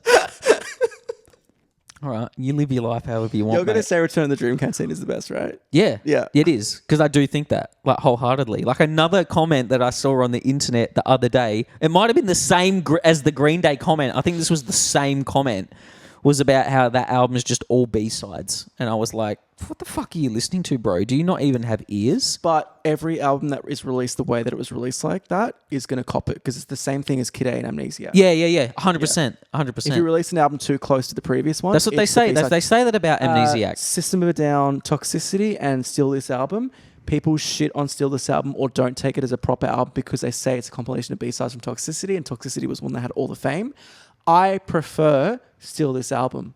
And maybe like we haven't, I don't know. I guess people have an affinity. What are you saying? Steal This Album and Toxicity was recorded in the same sessions? Yeah. Every album that's done like that, the second to be released will always be considered the B-sides album, even if I didn't know that they were had recorded prepared. They'd prepared to have the songs split. That will be the Unlimited Love album. That will be Return of the Dream Canteen, and they're both completed at the same time. Yeah. The one that goes out first is seen as the real one, and the one that comes out after in those contexts are always considered the B-side ones because people suck. Well, I feel like that. I think they only did that because the last thing they did with John was Stadium, and it was a double album. But I know that from what I have read, that they wanted to do it the same way. They wanted to just release the whole thing all at once. That's another thing that I do find about a little bit with the Chili Peppers. There's an element of excess in there for sure. I mean, only in the sense that, like Rick Rubin says, that when bands are writing, just keep writing. Like, if you can keep writing songs, then keep writing songs because you never know when you're not going to be able to write a song. And they're just lucky enough to have the love and the chemistry and the patience with each other to be able to sit in a room and write 40 songs. Like, I don't know, fuck what other people are experiencing with their favorite artists. I'll take 40 songs from my favorite band instead of 20. Like, I had a friend of mine who was a Chili Peppers fan. We're not friends anymore, but like he was like disappointed when Dream Canteen came out. I'm like, so compared to Nothing, you can choose between Nothing or having another Chili Peppers album, you would choose Nothing? I have this question with myself about Eminem. Because people want to have this idea of purity with the artists they love, and they don't want that image tarnished. And they feel that if albums come out that aren't to the same standard as the version of the artist they fell in love with, that it ruins the whole thing. That's not really based on reality, though, because like the reason I bring up Eminem as an example is because he's definitely not who he used to be, and he's probably a really happy guy. Like, he's healthy and all that, but like he's not like Eminem the way Eminem would, like, hearing his name would impact you, because he's come out of poverty, he's done the whole Slim Shady persona, he's had his rise to fame, and he's had his whole like crash moment with the drugs and stuff, and he's rapped about it, and he's had his comeback. The story's kind of done, and everything is done in the last 10 to 15 years has just been like old man yelling at clouds. Yeah, but it's not to say that those albums are bad. It's just you're not in the golden age anymore. And having to like manufacture things to be pissed off about. And I think that I feel like that maybe that's a problem with hip hop in general, because hip hop is not the misaligned is not the word that I'm looking for, but it's not this like, it's not the new kid on the block. Like there was a time when hip hop like didn't exist, and then it was really new, and there was like pioneers. yeah, but hip hop had its biggest year in 2017. Yeah, but I feel Which like is not long ago. I feel like a lot of hip hop is pop now. Whereas hip hop was of not course. And pop Drake's in not the- helping with that. in the like the 90s. Yeah. Hip hop was like, people didn't understand what the fucking thing even was, you know? I feel like that's why you get a lot of these like manufactured beefs between people, and it's all like, You want to talk about the Kendrick and Drake beef? I honestly I don't know enough about it, but if you'd like to give me a That synopsis, was one of my favorite parts of last year, honestly. tell me about it. Because we were just like on the sidelines, just clapping, like go, go. Like it was like watching sport. It was Explain so it fun. to someone that doesn't know anything about it. Well, you know what beef is, right? Yeah, I know. In like a feud. And you know what diss tracks are, right? Like people Yeah. calling shots by putting it into music. Yeah. Like you said before, old man yells at cloud, and it's like, well, angry guy fights back by writing a poem to his nemesis.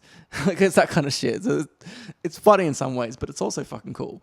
Because the songs that come out of it and the lyrics are like, there's some bars that you're like, oh, like it's brutal and entertaining. And all So it's just like in pro wrestling when people Yeah. cut promos on each other, and they're like saying shit that like, but it's you're like, oh, rap. you can't really say that. But it's Oh, rap, that's a so bit it's- below the belt. It's rap, so it feels like there's an element of like impressive showmanship to it because it's like creative and like quality Yeah. lyrics and stuff. But yeah, it was just this really hilarious back and forth. Because Drake and Kendrick have always had tension. Because Kendrick's really into his kind of like values, and Drake's a completely different person from him, and he can't accept it. And there's just like, they're just very different people. Kendrick's all about his community and keeping it real, whatever that means, and Drake's all about like the mass market and catering to like big audiences, but like people see that as fake and there's a sellout and all this kind of shit. I mean, I've seen videos where like Drake is just like handing crazy amounts of money to like complete strangers before, and like buying everyone cars like Kendrick Oprah will think and- that's all an act, and he'll be like, "Shut the fuck up," kind of thing. Yeah, but does he do that? I don't know. But anyway, there's also allegations of Drake being a pedophile. He's done some weird shit with some young girls in the industry.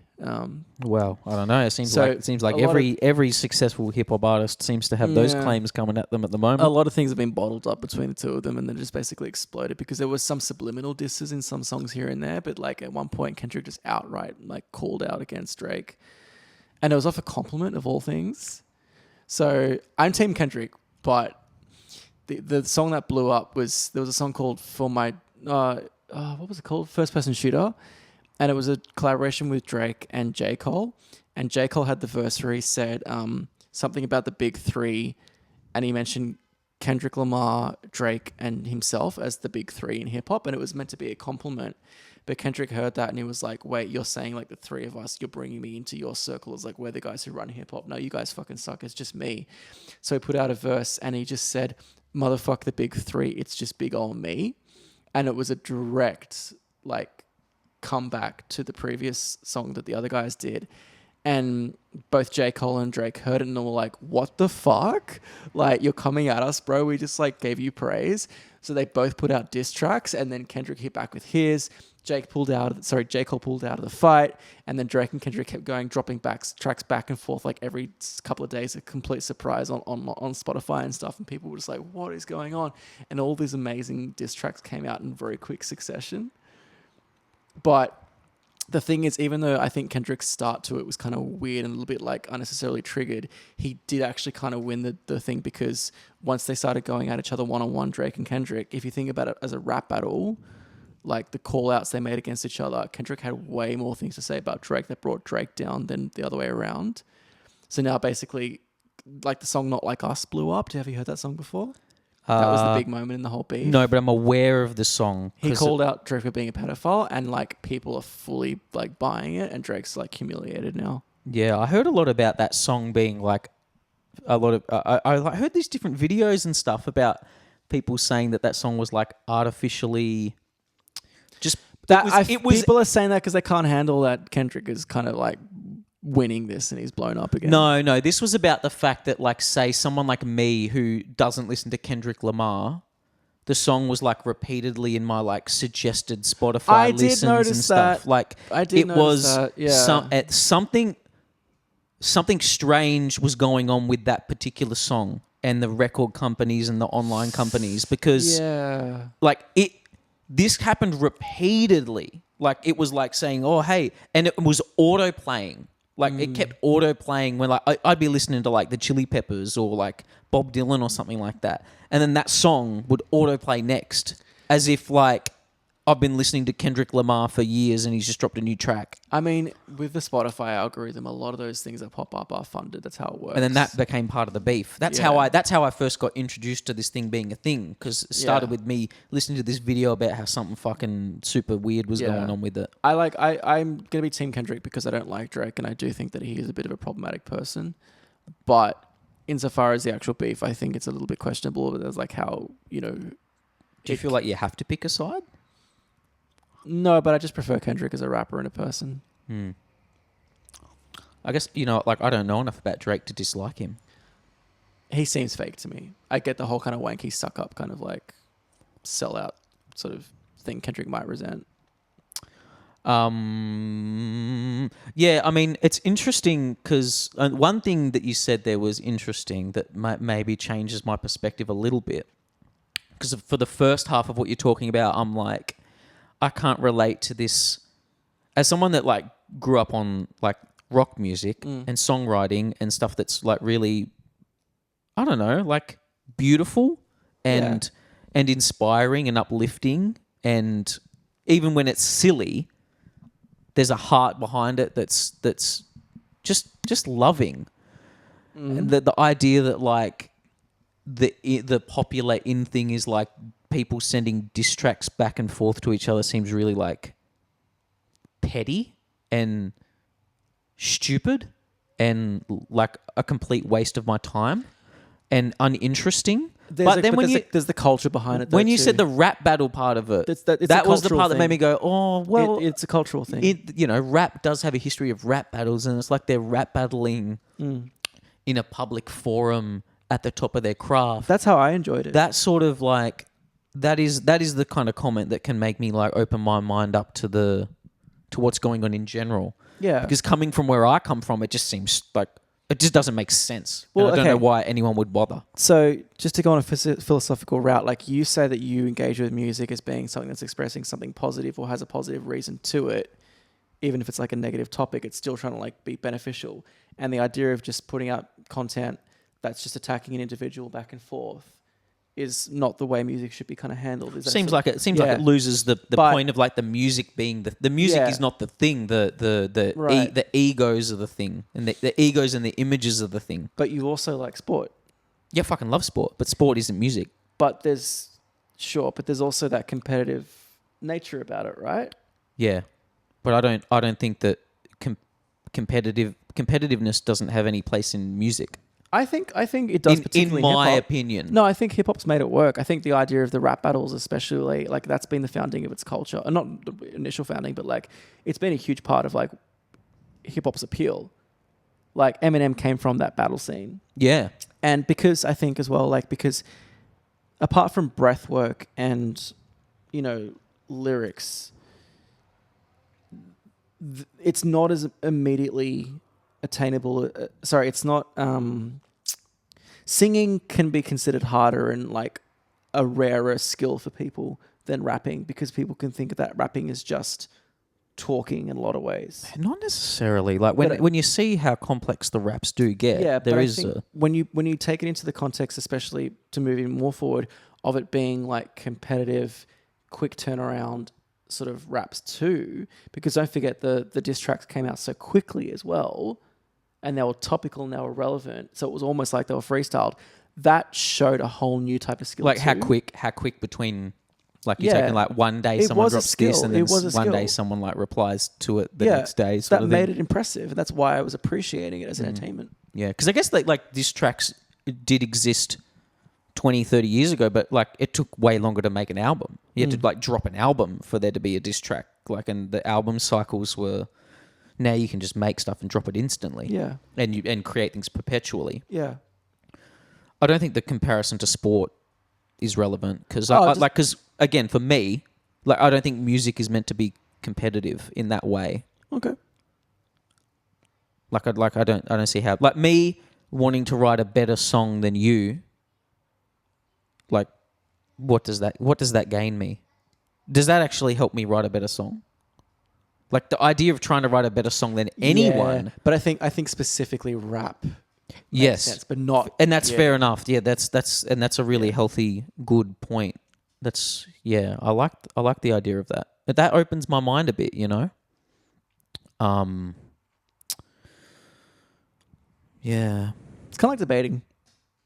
You know, debating is like a activity. Yeah, and I like that there is a sense of this when we chat. I like the idea of that we can, because I want to have difficult conversations with people, and I want to have conversations about things that I don't understand, and that means I have to say things. No, I meant the rap battles themselves. Like debating. Yeah. But even between us, like there's an element, like when you're like talking shit about the Chili Peppers, I'm like, hold on. But I was saying that affectionately.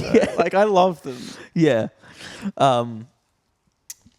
Yeah, interesting. There was another thought there, but it's kind of disappeared. Pearl Jam. Yeah, I'm still getting my head around them. I really love them. Like your gig, you encouraging me to go to Pearl Jam with you last year opened me up to. It's like almost like back to the theme of like the idea of like there's the tip of the iceberg of what you see of an artist, you know, all their hits, you have this one impression of who they are, then you get into their music and it's just there's so much more on offer and it goes deeper and weirder and it's a really exciting thing. So the album for me, because I've always grown up, I've always loved Verses and I've always loved 10 and those two albums and a little bit of Vitalogy. Yeah, Vitalogy, yeah. Vitalogy. A little bit of that album. Those were the three that I knew and I never pushed beyond that point. Yeah. I would skim through things on Spotify and be like, oh, it's kind of much of the same to me and I just not bother with it. There's a whole world, eh? But once I really started listening to it after the gig, especially Yield, gorgeous album. Oh. Gorgeous album. And it's not the Pearl Jam I knew, but it's also just added to who they are. Yeah. And it's like, it's not just changed my perspective, but it's expanded what was already there too. Yeah. Yield is fantastic. It might be my favorite album now. Like, I love, it's just so beautiful and dark and real and just sexy in its own ways. Like, what's that song? I'm not trying to make a difference. No way. Yeah. That's so, and the little bridge in the middle. Ooh, let's call a little angel. Yeah. That it's so like badass, but so like laid back and sublime. Kind of funky, you know. There's a certain funkiness to it. And then it goes straight into, your dog is so cute. It goes straight into Given to Fly, which is my favorite Pearl Jam song. Yeah. And I like, how real can we get? The realer the better. Okay, because I'm just trying not to talk about it too much, but like, you know how I went through that journey when I was coming off antidepressants? Well, there's really like, yeah. I'd love to get into it, but I don't want to talk about anything that's going to make you uncomfortable because I don't want you to ask me later to take this down. No. Some people, I just feel like other people might find it tedious to talk about mental health, but no, like, I think sharing. I think people only ever appreciate sharing. Yeah. So even though it wasn't like anything in my life, like a breakup or a death or anything like that, it was just chemically related. Coming off antidepressants still threw me into like a bit of a healing journey from like onset anxiety and depression from the effects of that medication, like as in going off it. Yeah. Because it's dangerous. It made me really realize that like happiness isn't just a spiritual thing. Like it is very much scientific and chemical as well. Like you need to have the right amount of serotonin and dopamine in your brain to feel pleasure, and you can like impact that chemically. Like that's what drugs are. So I did have to go through a wave of like dealing with what was basically anxiety and depression, and like I got panic attacks again. I was getting like fatigue moments again, like depression, like a lot of emulation of those real things. So there were heaps of moments where I felt hopeless and shit, or I was just anxious and stressed, and it was just really shit. And it took a few months to come out of it completely. But I remember listening to Given to Fly, and that for some reason, that song would like, it was like medicine. Yes. And I would feel these waves come on of like anxiety, and like I knew it was the medication, but I was like, oh my God, I can feel it coming on again, like a panic attack or something. I just play that song, I go for a run, I'd be loving it so much, and I would just like fix my brain. I wouldn't go into the bad place. It would just, I'd get through it. Man, music has that power, doesn't it? Sometimes I can be feeling really.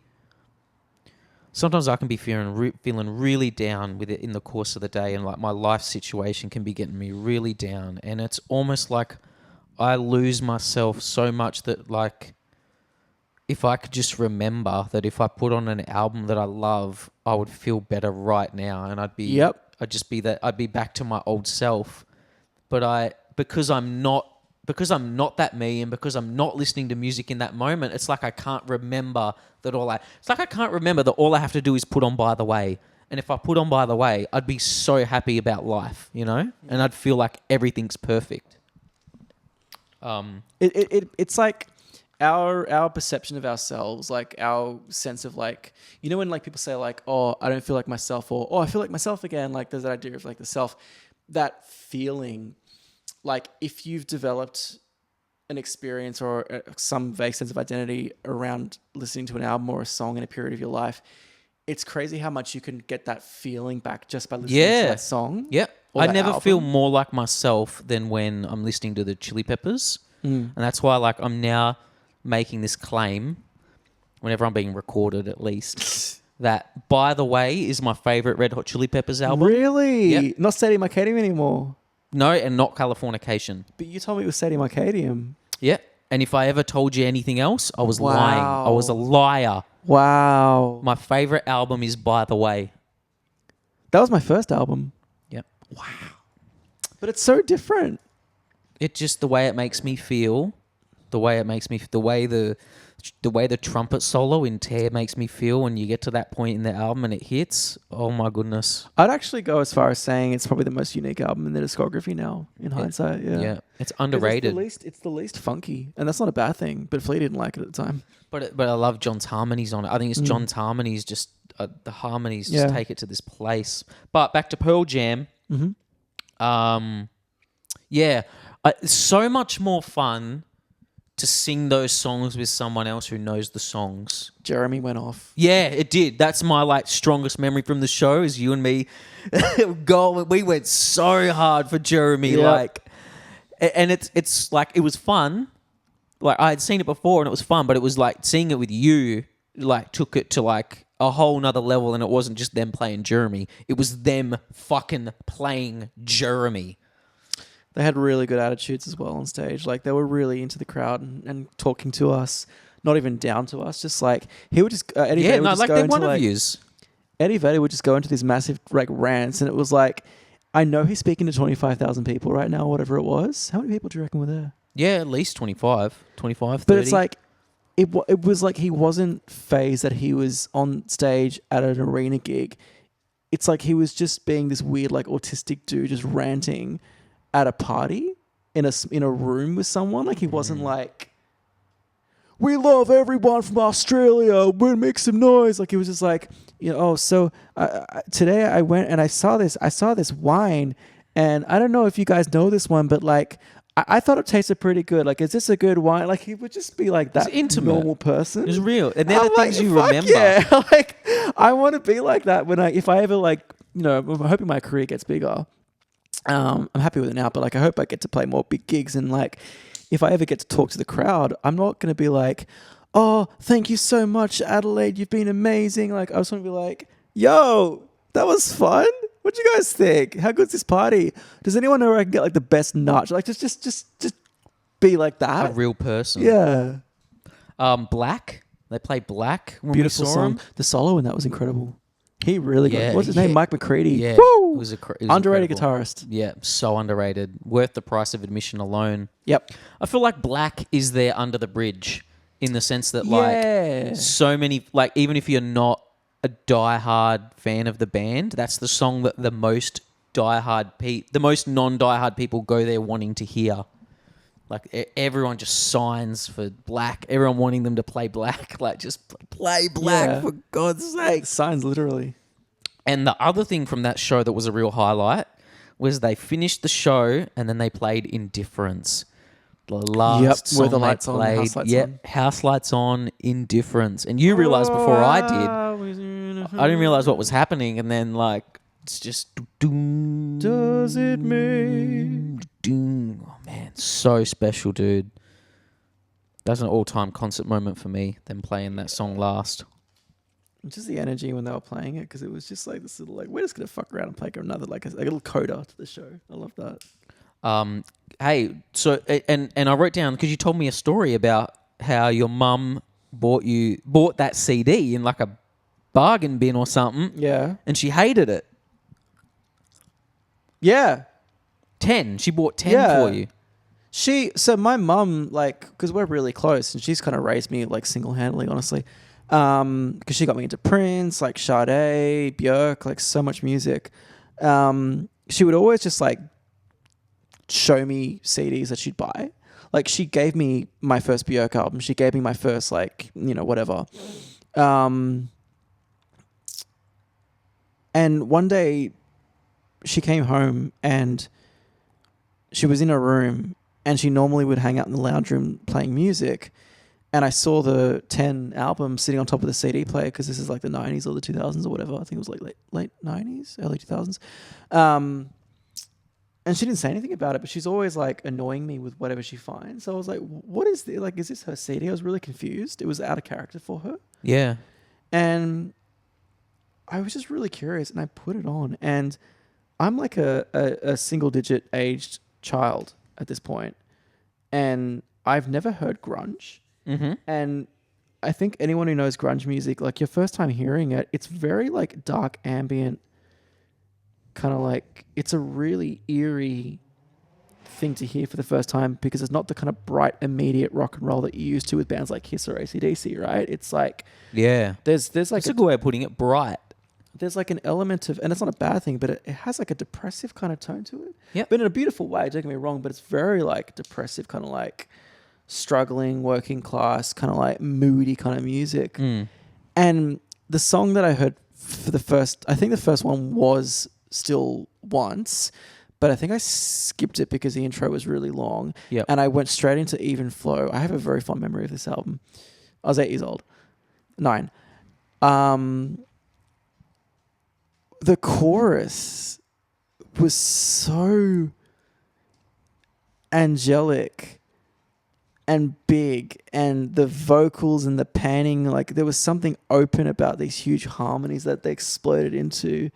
It was so euphoric, but it was still like grunge. So it was like, I'm going to sound weird for saying this, but like if that chorus gave me an image, it would be an angel, because it was so beautiful, but the angel is black and made of ash, and it's so beautiful, and it's definitely like a typical guardian angel, and it's like bringing love, but if you touch it, it'll crumble. Great imagery. I just pictured that vibe, and I'm Wow. like literally hauntingly beautiful. You seen any of the Pearl Jam memes with Even Flow? All the No. memes of like I don't know if it's still going on, but for a good 6-month period, there'd just be memes of people dressed as Jesus doing extreme sport things, and it would just I go, have heard of this. Even Flow. I have heard of this. Like people Yes, skate. I actually, yes. No, thank you. I know what you're talking about. Extreme sports, dressed as Jesus, Even Flow. It was Yes. like this meme thing, and it was Yes. absolutely amazing. Yep. Yeah, great band. Do you like 9 Inch Nails? Do I? I don't know. That's what I'm We're asking. talking about Trent Reznor before. weren't we? Yeah, true. Heard a rumor the other day that they're going to have a world tour this year. Yep. The Peeled Back tour. Yep, that'll be good. I hope They're in my top 5. I'm really into 9 Inch Nails again. Like, it's crazy you brought them up, because I've been like, I fell back in love with them. I mean, I've always been in love with them, but I've gone through like another rephase where I've revisited their music again. You got a favorite album of theirs? Oh, the Broken EP came to mind, but probably Downward Spiral or The Fragile. Nah, it's With Teeth. I love With Teeth, actually. With Teeth was, I do love it. But the reason it's not going to be my top 3 is because I feel like I never want to say an artist should sound like a certain thing, but I've always loved Nine Inch Nails for being so innovative with industrial music, and I think that with Teeth, even though I love it, it's pushing too much into like conservative rock, especially with the instrumentation. I miss the techno elements of their earlier stuff, and they brought that back with Hesitation Marks, and also kind of like Year Zero. No, Hesitation Marks is amazing live. I prefer that sound. I like the electronic Nine Inch Nails. I think The Hand That Feeds is my favourite Nine Inch Nails song, so it just fits like a glove in that album. Will you bite the hand that feeds? I no pun intended, but I resonate with Reznor a lot. Like, I've never met these people. I've never met Prince. I've never met Tom York. But when you get into music and you become a fan of a particular artist, you obviously see parts of yourself in them, or there's something that relates there. And I think for some weird reason, out of all those musicians I mentioned, Trent Reznor's been the one I've related to the most. I don't know if it's his approach to music, but the way he experiments with sound design, I find it so appealing, and I really connect with it a lot. Yeah. And he inspires me more than all the other artists. Really? And I think like they're not my favorite band, but they're up there. But I just get them the most, weirdly. That's interesting. Because I really like how they've got their own sound, and it's so consistent through all their music, even as they do different takes on it. Like all their albums sound on their own, but there's such a strong sense of what Nine Inch Nails is. I mean, his music, the exception being maybe Verse, is probably the most aggressive out of all of the artists that we've touched on. Like very angry, aggressive. Not always. Music. Not always. No, not always, but generally They've got speaking. a lot of really beautiful ambient tracks. There's still aggression is the word. There's something angry, especially those first couple of albums. Oh yeah, the first three for sure. We also went and saw Limp Bizkit. Now, if you want to be embarrassed about liking a band, don't be embarrassed about liking the Chili Peppers. Be embarrassed about liking Limp Bizkit. It's just, I think once they just like have a party element to their sound, any band in general, I think it does pull them into a novelty realm a bit. Was it the party element, or was it them walking around with socks on their penises? You get my point either way. Man, you have to be a great band to transcend doing that. Yep. I reckon most bands would have crumbled after that. Limp Bizkit, I don't think deserve any hate, to be honest. Like, they are intentionally and very self-aware with being stupid, but they also make good stupid music. Yeah. I mean, that when we saw them, that was a party. The vibe in that room was amazing.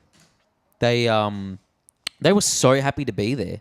They didn't even play anything off their new album. They didn't even play Dad Vibes. It was just all stuff from Chocolate Starfish, $3 bills. That's what I mean. Well, they did play Golden Cobra though, didn't they? Yeah. Yeah. But this is what I mean, like, Chocolate Starfish. I'm going to go on a tangent again.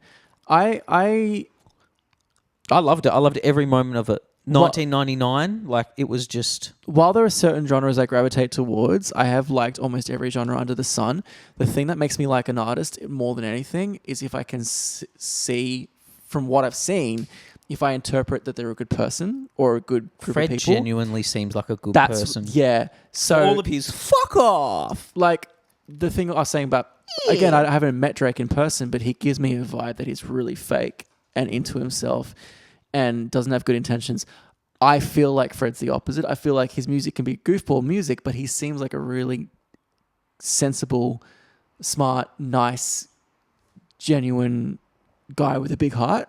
Yeah, I think that comes across in some of in a fair amount of his lyrics. Yeah, I feel like there's a lot of it for the people that listen to it. There's a lot of love coming through. I can't hate it because of that. Because I'm like, well, he knows, and the self-awareness thing I think is a huge thing for me too. Like they know that they are in a lot of ways seen to be a novelty act, and they don't push against it. They work with it. Yeah, it makes them more enjoyable. It's like a breath of fresh air. It's this clear, clean, welcoming space that they create, and it just makes it fun. They didn't luck into their success. Like Fred hustled. Yeah. He hustled like crazy. He used to like call up record companies and stuff like that, pretending to be someone else, like just asking about Limp Bizkit all the time, and doing the legwork to find the best musicians and forming a band with them. You know, like Wes was the best musician he could find, and you know, I think you know, networking with the guys from Korn and stuff like that. Like, I never realized until I watched a documentary on it, like midway through last year. Like, I never really actually understood and realized how much effort and how much work like he put into. Man, there was no accident. Their success was no accident. You mentioned Korn because I was going to bring that up. Because I think those two bands are always kind of seen like hand in hand. Yeah, I can't separate them just because of how I grew up experiencing. Yeah, them. because they were in the same circles and they've toured together and everything, so they've always been like, and they're on each other's albums. So. And all in the family. That's a total diss track. Also, they're dissing each other like crazy. But like they've always kind of gone out being like two bands together, sort of thing. Korn definitely started new metal in the mainstream, but I think Limp Bizkit definitely made it a bigger deal. And I think as much as people want to say Korn paved the way for bands like Linkin Park and Slipknot and System of a Down, the whole new metal movement, I don't think those bands could have been as big without Limp Bizkit because Limp Bizkit, Korn innovated it and they were like really the start. I get that. But Limp Bizkit's success, that's when it, I think, really pushed. It became pop because of Limp Bizkit. That's what I'm trying to say. You're talking number one, like repeated number one albums. Yeah. How can you have a number one album with a title as stupid as Chocolate Starfish and the hot dog flavored water? But that's their brand. Yeah. And that's why it's great. Yeah, I will never forget when that album came out because like I didn't really have a concept of bands releasing new albums. And it's just, I used to listen to Significant Other all the time. And then all of a sudden, I'm in the back of my brother's car because that's where I listen to a lot of my music. And all of a sudden, there's just all these new Limp Bizkit songs. And they're all amazing. Oh, yeah. You don't like Linkin Park, do you? I don't dislike them. Or is it Coldplay? I can't stand Coldplay. Oh, Coldplay's the one you don't like. Because again, I don't know these people personally, so I'm being judgmental, but it's the same thing with like Drake and Taylor Swift. They give off these vibes that they're just fake, they're ego-driven, they're like, kind of give off that kind of like salesy kind of vibe where like it's, if they look like they love their fans, it feels so performed and calculated because they're just so commercially oriented that I just don't believe their art. It puts me off. Again, I got to clarify, I don't know these people in person. It's just a vibe thing I get from them. It just doesn't resonate with you. But it looks really fake to me. Do you ever consider that maybe it's not and you just don't get it? Sure. But I just see like the people who go to Coldplay gigs and like they're just so like conservative. So what you're saying is everyone is fake? Because I swear to God, everyone went to that Coldplay gig but me. They're not cool.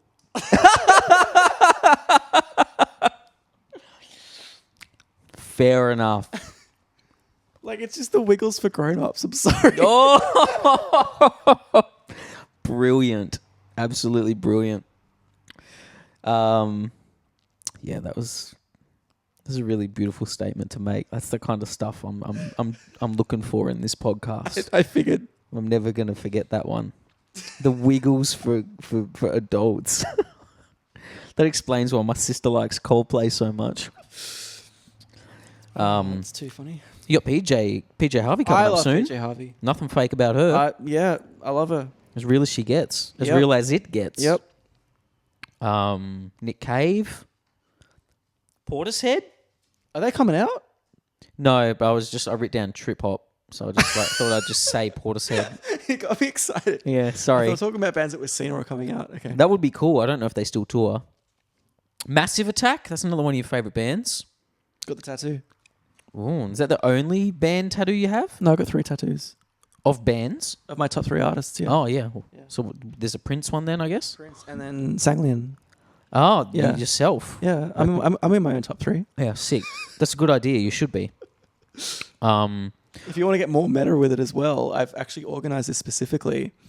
This will be boring for no one who can see, but I have a big tattoo here-ish. I've got a tattoo here, and 1 or 2 tattoos here. So it's like 1.5 Yeah. kind of thing. So like 1, arguably 2. Now, in the same positions, but on my ears, I have one earring here, and the arguable one or two here. So it matches. There's a symmetry going on. Mm-hmm. I'm also wearing entirely white and blue. Yes, you are very color coordinated. That's good. Like, people notice that effort.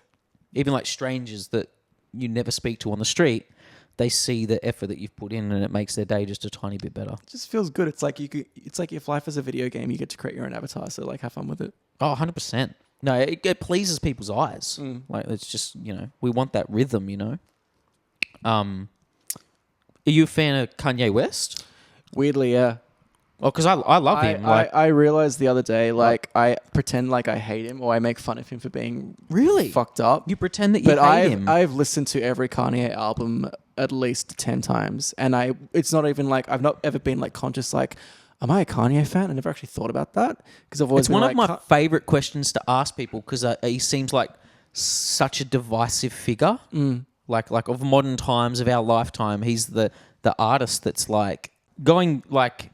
His most recent stuff is absolutely god awful though, like the Vulture stuff that he's been releasing with some other rapper. Ty Dolla $ign. Yeah, it's absolutely some of the worst stuff I've ever heard in my whole life.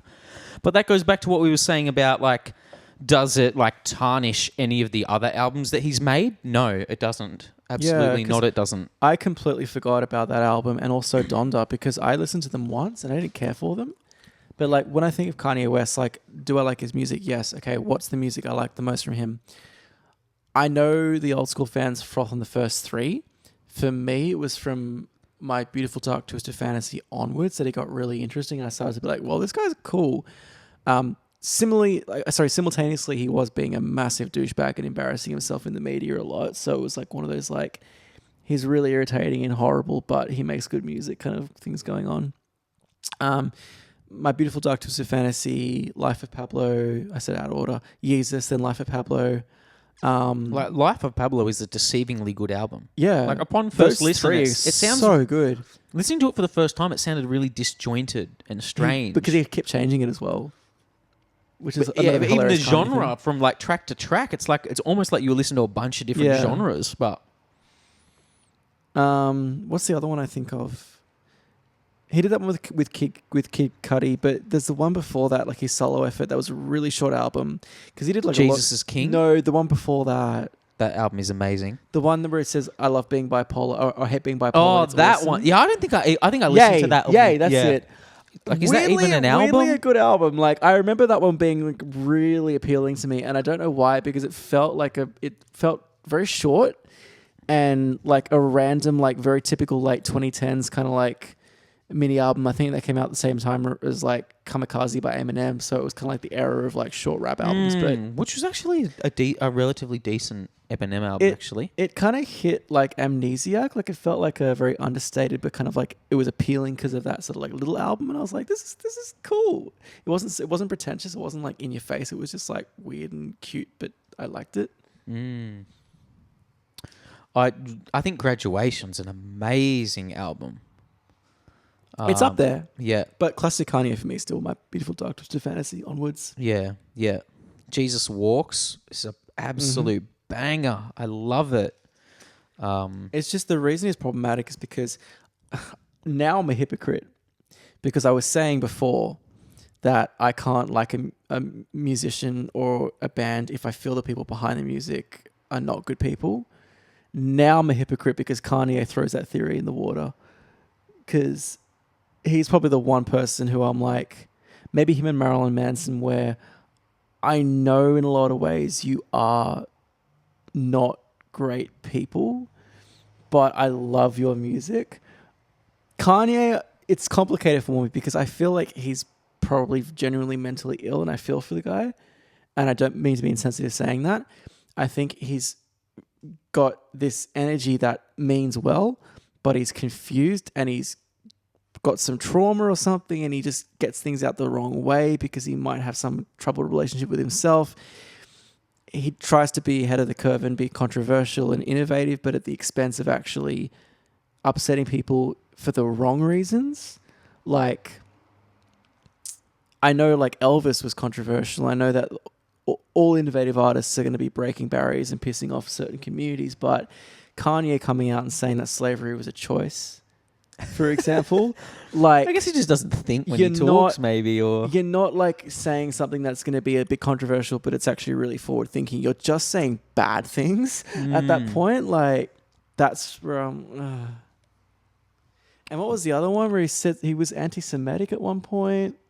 yeah. Well, there's Like, yeah.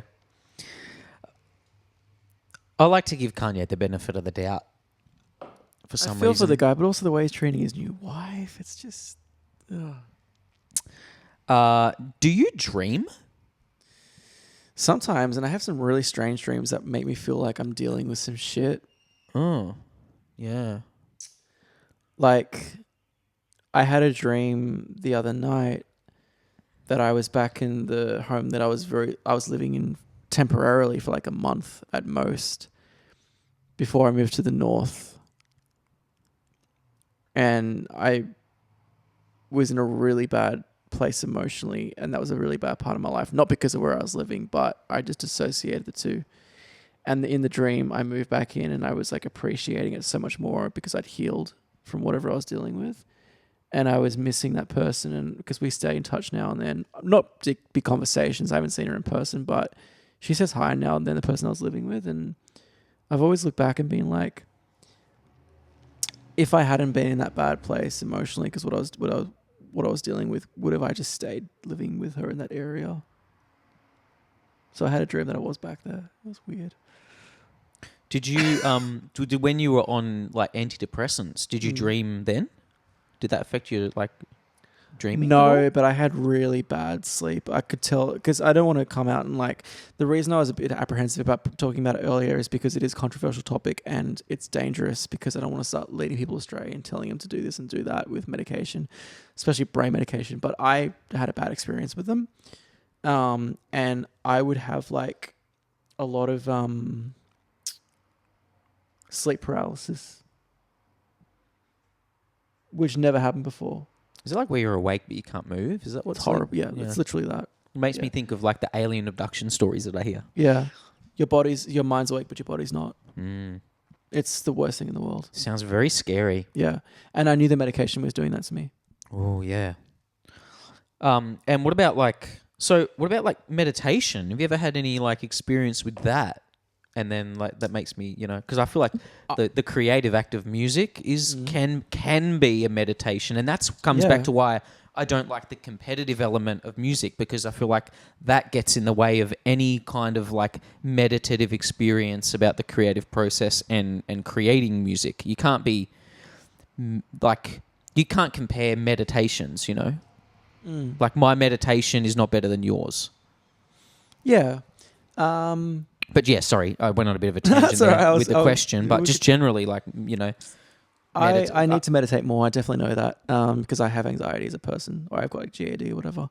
But yeah, I find it hard to get into because my mind's so active. But I think when you said music, I was like, yeah, because I've also possibly got ADHD, so like the hyperfocus thing resonates with me. So like, because I feel like there's a meditative element to like getting in the zone with music, because you switch off from everything else. You're just focusing on what you're doing, and that's hard to do when you're like neurospicy. But neurospicy. You not heard that term before? Nah, but I'm gonna hashtag it 'cause that's so good. I'm feeling a bit neurospicy. I mean, yeah, better than being fucking neurobland. Yeah. So like, music is and gaming recently as well. Not so much gaming, but gaming can have its moments where I get locked in. You're a bit of a gamer. Yeah. What's your poison? Oh, right now I'm playing Prince of Persia: The Lost Crown, which is a Metroidvania, and I fucking love it. It's so good. Sick. Best $50 I ever spent. And it was only about 2 weeks ago as well, so it's quite fresh for me. But it's PS5 and it's so good. And my friends are happy that I'm finally not playing Ratchet and Clank, because that's the only game I've ever played like ever. It's not true, but it's like all of it like played for so long. But yeah, when I get into that locked in state, especially with music, for some weird reason, it's the one thing that I can get so focused on and care so much about that I just don't stress about anything, and I'm just completely just in it. Like I would have jam sessions with myself at the old place in North Sydney where I would like play every instrument and record it, and I'd be headphones in, and I would completely forget that I was in an apartment in Sydney on planet Earth until like the computer would freeze or something and I had to get snapped out of it and be like, whoa, I was like fully in the zone. Yeah, for snap like back to reality. hours and hours and hours, and it would get to like 5 a.m. Yeah. That and just anything creative, actually, I realize now, because it's not just music. I also do a lot of visual art stuff too. So I do that when I do like, I mean, they're not like, they're never going to be world renowned or anything, but I like to do collages. yeah. And so like, I'll just, have a particular theme or something like that. And I just love cutting out pictures from a book and just pasting them on a canvas, and just the act of cutting them out, And there's another thing I do where I write like abstract poetry about, like I'll get 2 or 3 different books from like, say, some of the free, the free book bins that you see. I'll just grab a couple if they sound interesting, and then I'll just sit there with a pen and I'll just flip through the pages until I see a line in the book that resonates with me, and I'll write that line down and I'll cross it out, and then I'll open the other book and I'll find another line in that book, and then eventually I'm flipping between all of these different books, and it'll just create this narrative, and the narrative is like a reflection of me and what's going on in my mind. Like, it's always a reflection of the stories that I tell myself, even though I'm like, it's like just sampling. It's like sampling, but with books. I have never ever heard anything like that. That is so cool and different. Yeah, I should show you sometime, Okay. or I'll read you something. Wow. Yeah. Is it subconscious though? Like when you find the subconscious element is the searching for the lines. Right. Like I don't know what it's going to be about. I've just picked up like 2 or 3 books that I think are interesting, and then I'm trying to weave some sort of a poem or halfway between a poem and a story out of it, Do you know what that reminds me of? No, I don't. Have you heard how Kid A was made? The album? No. They were being so experimental that he thought the idea of writing lyrics with full like conscious control, like from his mind to like a normal songwriting process, was not the way they wanted to do things. It was going against the experimental approach to the album. So he would just get random things, like exactly like you're saying, like cut up newspapers or write random things and literally put them into a hat. And then whatever words came out at random selection, he would just have to like vamp that as the lyric for the song. Oh, wow. Yeah. I think How to Disappear Completely is the only song on the album that was like a conscious, like organic writing effort. Really? Yeah. Like everything in its right place. You can tell he's doing the chop thing. Yeah. Yesterday I woke up sucking on lemon. There were 2 colors in my hair. Like they're just random. Yeah. Doesn't make any sense in a way. Yeah, I don't know why I like doing it. I don't know, but I know that I do, and I know that I love the mental state that it puts me in when I do it, and I know that like when it's gone, when I'm done with these books, it's done, and I'm gonna throw the books out, and but it's also like trying to create something new out of something old. I love that. Yeah, and it's just full plagiarism, but it's like so plagiarized that you wouldn't even be able to tell that it was anything other than the poem that it is. Speaking of sampling, because you made it a comparison earlier, what's your favorite like use of a sample in music? That's a good question. I don't really know. I've got too much going on in my head right now. I'll have to come back to you with that. I'm sure something is going to pop to my head. I guess I have to know where the original sample came from. Yeah, like your favorite flip on a sample into a new track. Does it have to be musical? Well, my question was initially musical, yeah, but not necessarily. No, because it could be like a movie sample or something like that. That's like that's right in the middle of a song. Yeah, but into a song is what I meant. Yeah.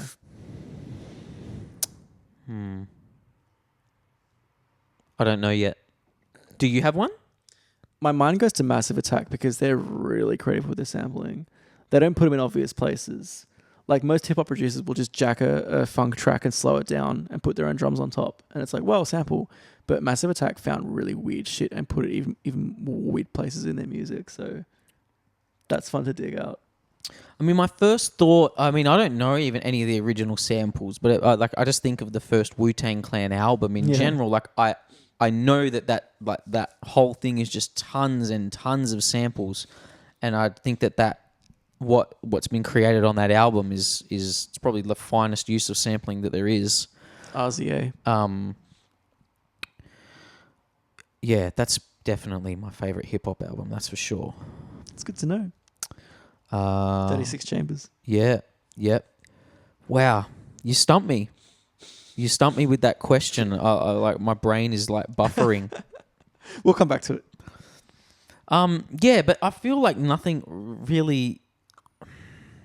I feel like music is like God's secret weapon in this world of, like bringing us peace and calm in, in a world that's trying to G us up all the time, like making us so anxious and feeling like we got to be somewhere else, doing somewhere else.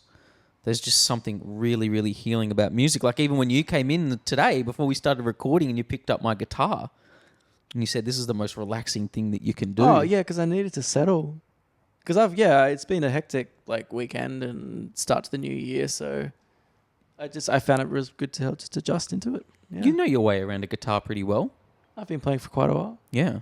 Yeah. Like, would you ever consider making music in that style as opposed to what you do with, DJing and electronic music and stuff? In the last single that I put out, the track was Boy, the one I said that I took a bit of Cymbal Rush influence in. You've heard it, right? I don't know. I thought that I had. But then we had a conversation and it made me think that, maybe I was listening to something else then. Yeah, because I did the Ariana Grande bootleg, The Boy Is Mine, but Boy is a different track.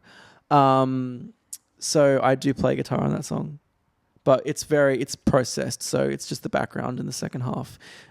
I made it sound like synths, but it's all my guitar. I was doing like Frusciante, kind of like on the electric. When did you first start playing guitar? In year 6, Yeah. I was 11, 12.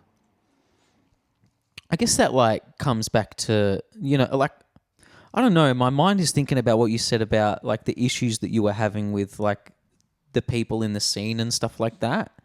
And then that's making me wonder about like, is there like part of the competitive nature of making music, right? Like having that competitive mindset of like trying to be better than certain people and trying to get somewhere. Like that must have some sort of influence on those like gatekeeper people that are like making decisions about the scene and who gets to play here and who gets to play what, and like everyone's trying to get to this particular spot, and so like what are they offering certain things, and about like the relationships and the schmooziness and all that sort of that there's it's something about the competitiveness. I feel like it comes back to that versus the meditative side of music, and that's the meditative side of music that gives music that like that healing power, whether you're just listening or whether you're performing or creating. Yeah, no, so... Sorry, I know that wasn't really a very well-formed question. I know what you're saying. I know. Because I've been to quite different people in the scene, and it's before and after I took the year off last year, and 2023 mostly. Because I use that time to heal and become more grateful and figure out what I really care about and what's real to me, and to honor that. There was definitely like from 2022 onwards to like 2020, early 2023, I definitely went through a phase where I was getting frustrated that I wasn't getting the bookings I used to get. Like I played Ivy for Andy C and things like that. I wasn't getting that anymore. And my sound was becoming more aggressive, and I started to try and bring in more mainstream big bangers. But the thing is, I don't like that music. So it was actually affecting your sets, like in a tangible way. And I noticed that by doing that, it actually worked against me even more, because I think people, not consciously but subconsciously, could feel I wasn't being real. The sound they'd come to love from me, like I just wasn't. It was getting worse and worse, because I was getting more desperate and changing myself, and I had to stop. So in that way, my relationship with music's become less competitive and more genuine. But at the same time, what I was saying at the start of this session, my energy for the competition and determination to succeed has also grown, but in the right way, where I'm not changing who I am to be accepted, but I'm also pushing myself to be the best DJ that I can be to get the gigs and acknowledge that it's competitive. So it's an authentic competitiveness, if that makes any sense. I'm competing to be recognized as me for who I truly am. That's the trip I'm on right now. And it's healthy. There's nothing toxic about it. It's like, it's giving me drive. It's making me like be my best self. Is it kind of like when people say that they're competing against a past version of themselves? That's what it's like now. Yeah. Like the sets competing to be like I want to be a better version of a better version of myself than I was yesterday. Yeah, because like the music that I'm playing out now and producing and all that, I don't know if it's trending or not. I don't know. And I'm not going to try and tailor it to be something that's trending. I just like it. But I'm not going to like sort of just grab a bunch of tracks and wing it at a gig either. Like I'll work really hard on the set that is reflective of the music that I like, just as me liking it, but I'm making sure it's really, really, really good, which I think is a good way to be competitive, if that makes any sense. Mm-hmm. Going back to sampling for a quick sec, I've been really into the Daft Punk album Discovery for the past few months. Apparently that album is like riddled with samples. Yeah. And it's so interesting because I don't know any of the samples that are on that album, but apparently there's a couple of documentaries that my cousin wants me to watch about it because I'm so obsessed with it because I don't know the samples that it's referencing. I'm just taking it all in as its own piece of art, and it's incredible. Like the same thing I would have done with Wu-Tang Clan and stuff like that. I do like Daft Punk. I've realized how influential they have been on me recently, especially with the Northside EP. Not to give too much away, but there's a perfection to their music. The pop and harmony is just. I definitely went through a phase in the early 2010s when I was like, because I started out as a fan, and then I really got into Massive Attack and sampling, and my producing skills and experience increasing, and sampling was everything to me. So in that point in my life, because I was so careful and I cared a lot, I was passionate about sampling, it made me dislike Daft Punk for a hot minute. And there was a decent like near decade where I was just like trash talking him. But now I love him again.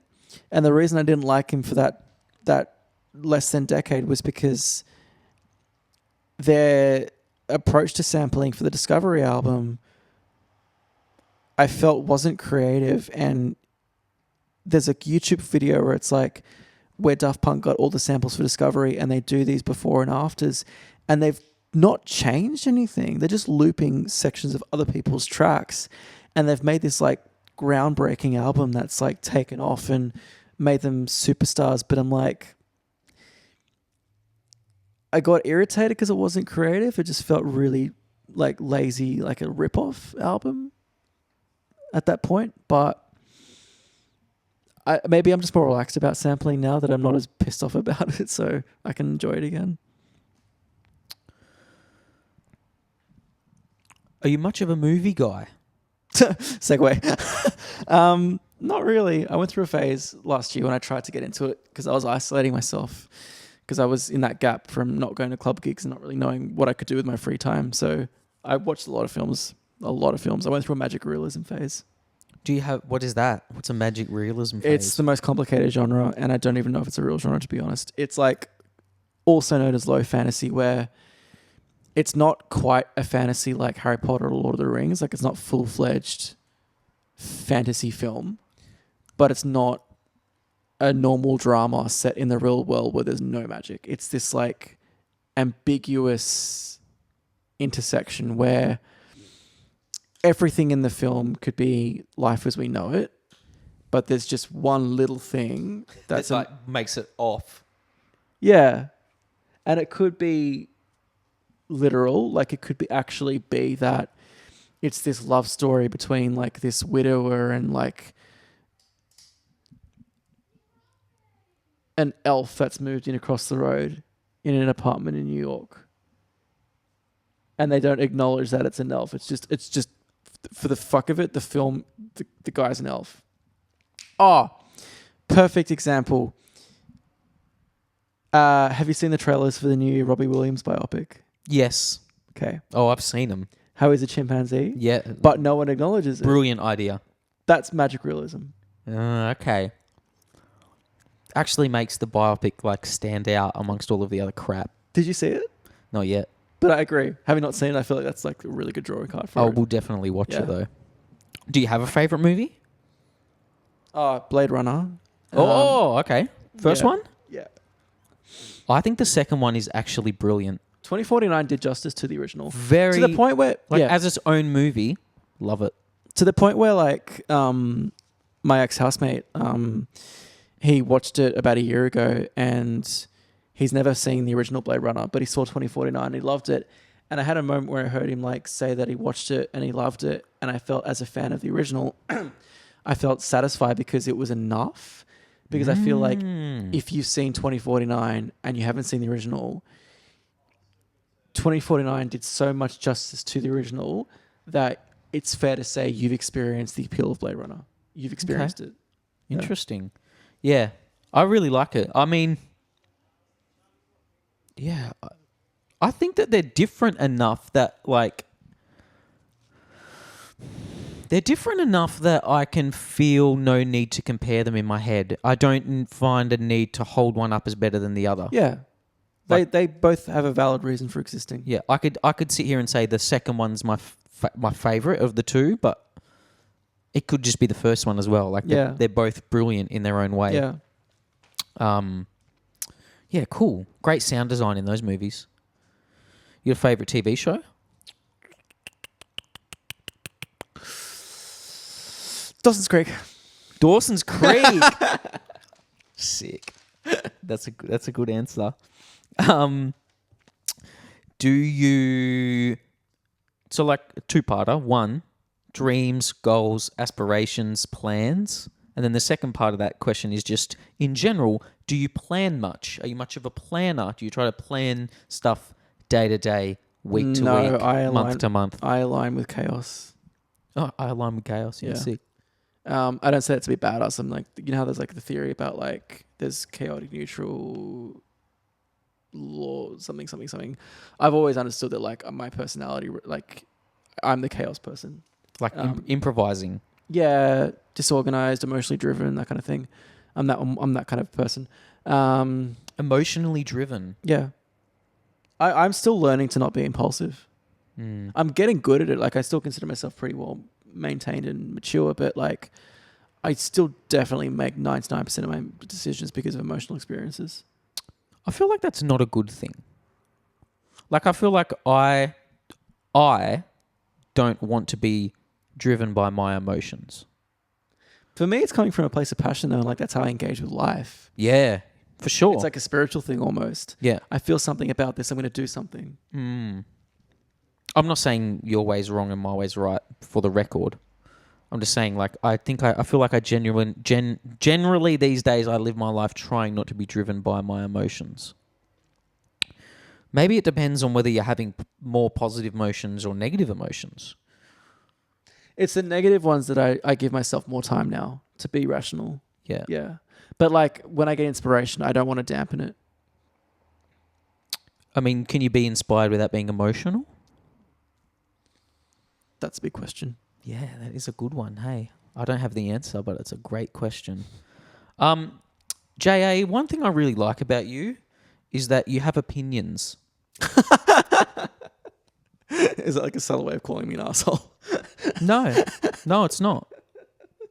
I wouldn't call you an arsehole. But I have opinions that don't hold up because I'm outspoken and then I often regret things that I say.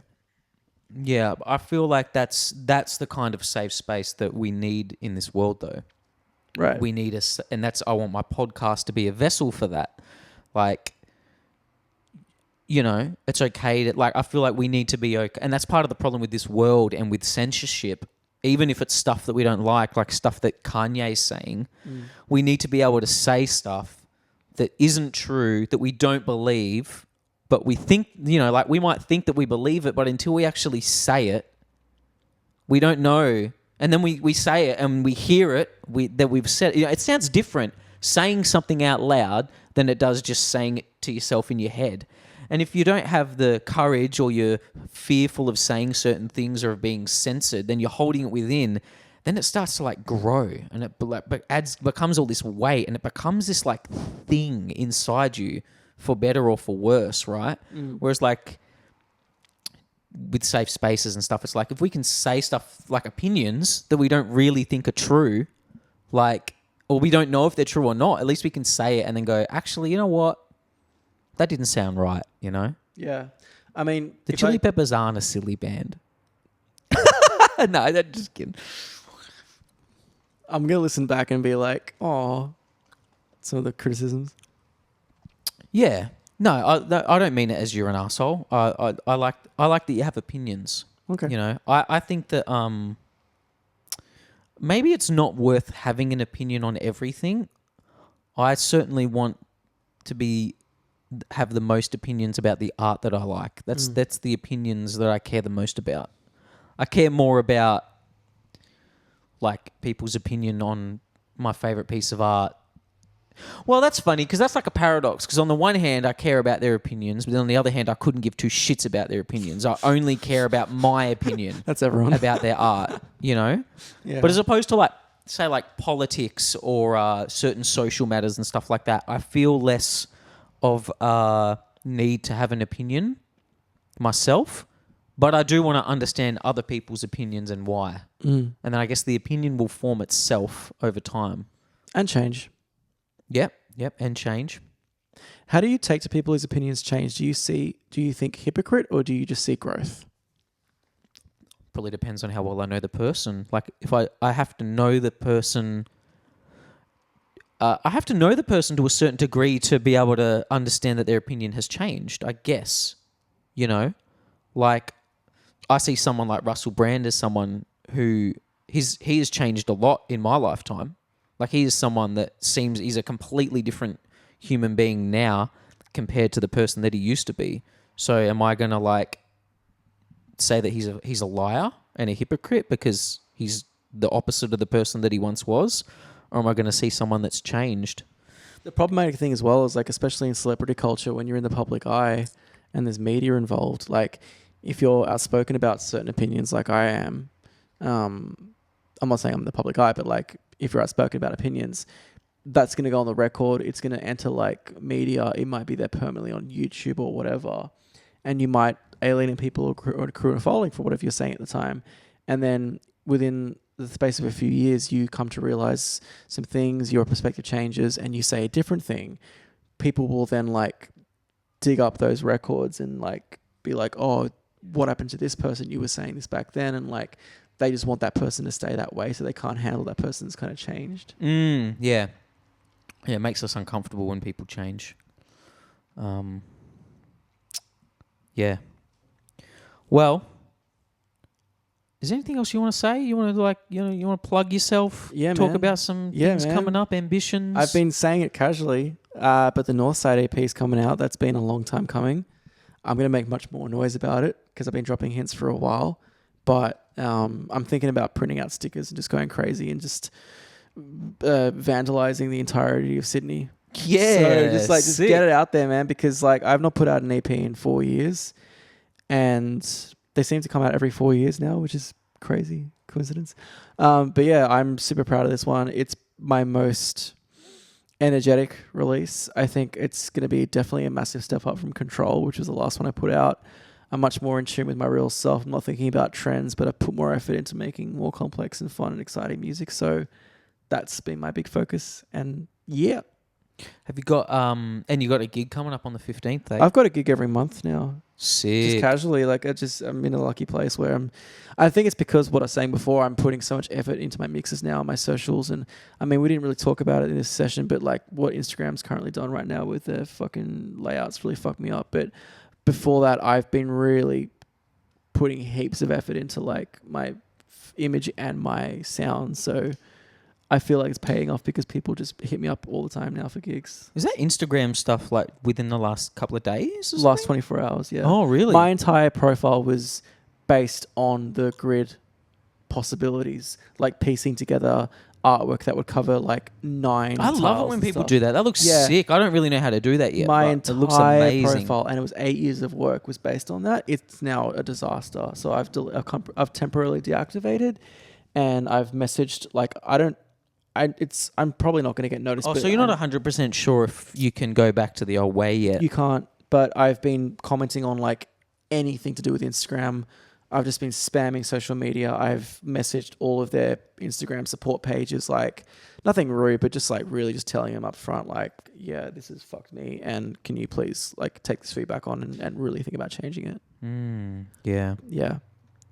We should allow people to change, but not our social media platforms themselves. They need to stay exactly the same way forever. Because it forces us to change. Well, that's it. Yeah, I'm having a new experience with social media at the moment with like putting out this podcast and stuff and just like... I think it's great that you're doing it. Yeah, thanks, bro. Thanks for coming on as well and just having an actual real chat with me, you know? I really appreciate it, and it's just good to hang out and learn more about you, as I will every time we get to hang out.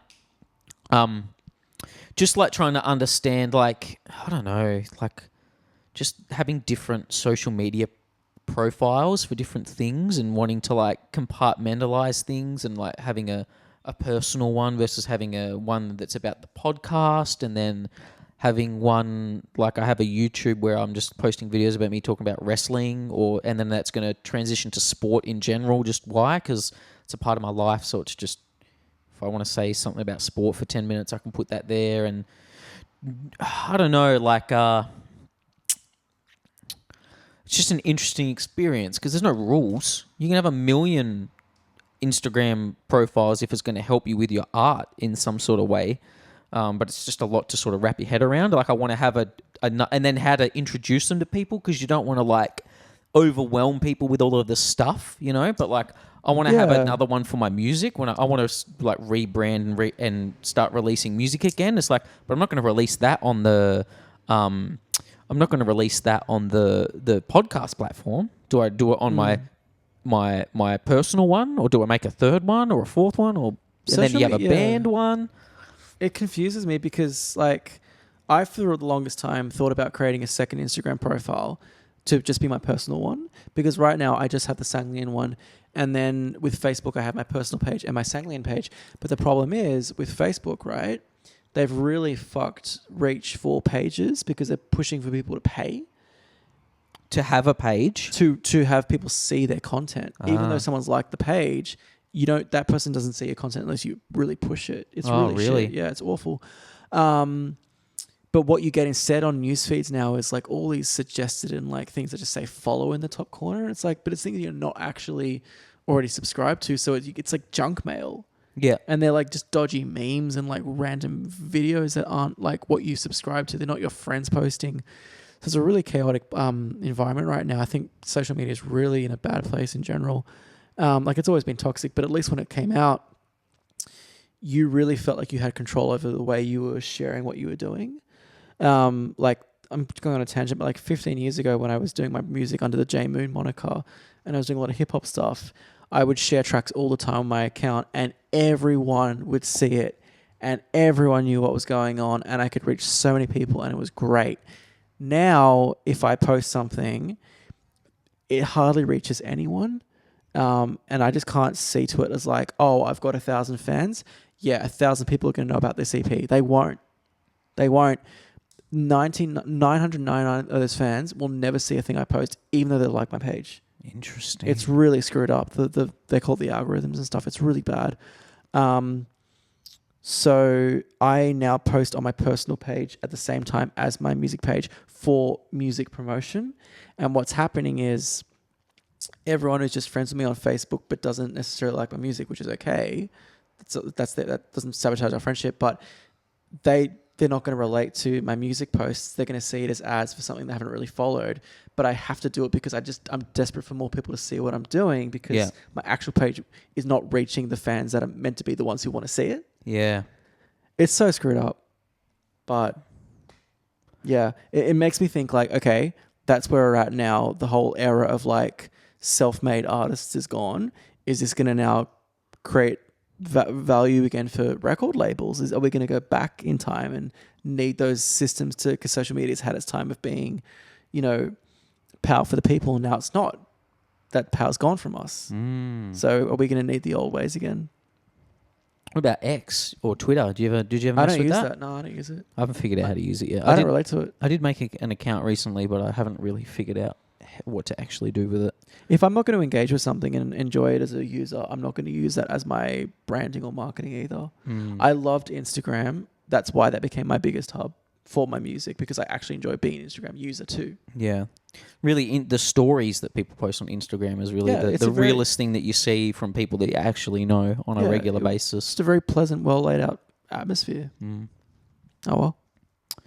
Right, man. Thanks a lot, bro. That's all right. Really appreciate you. Likewise. Talk again soon. Okay.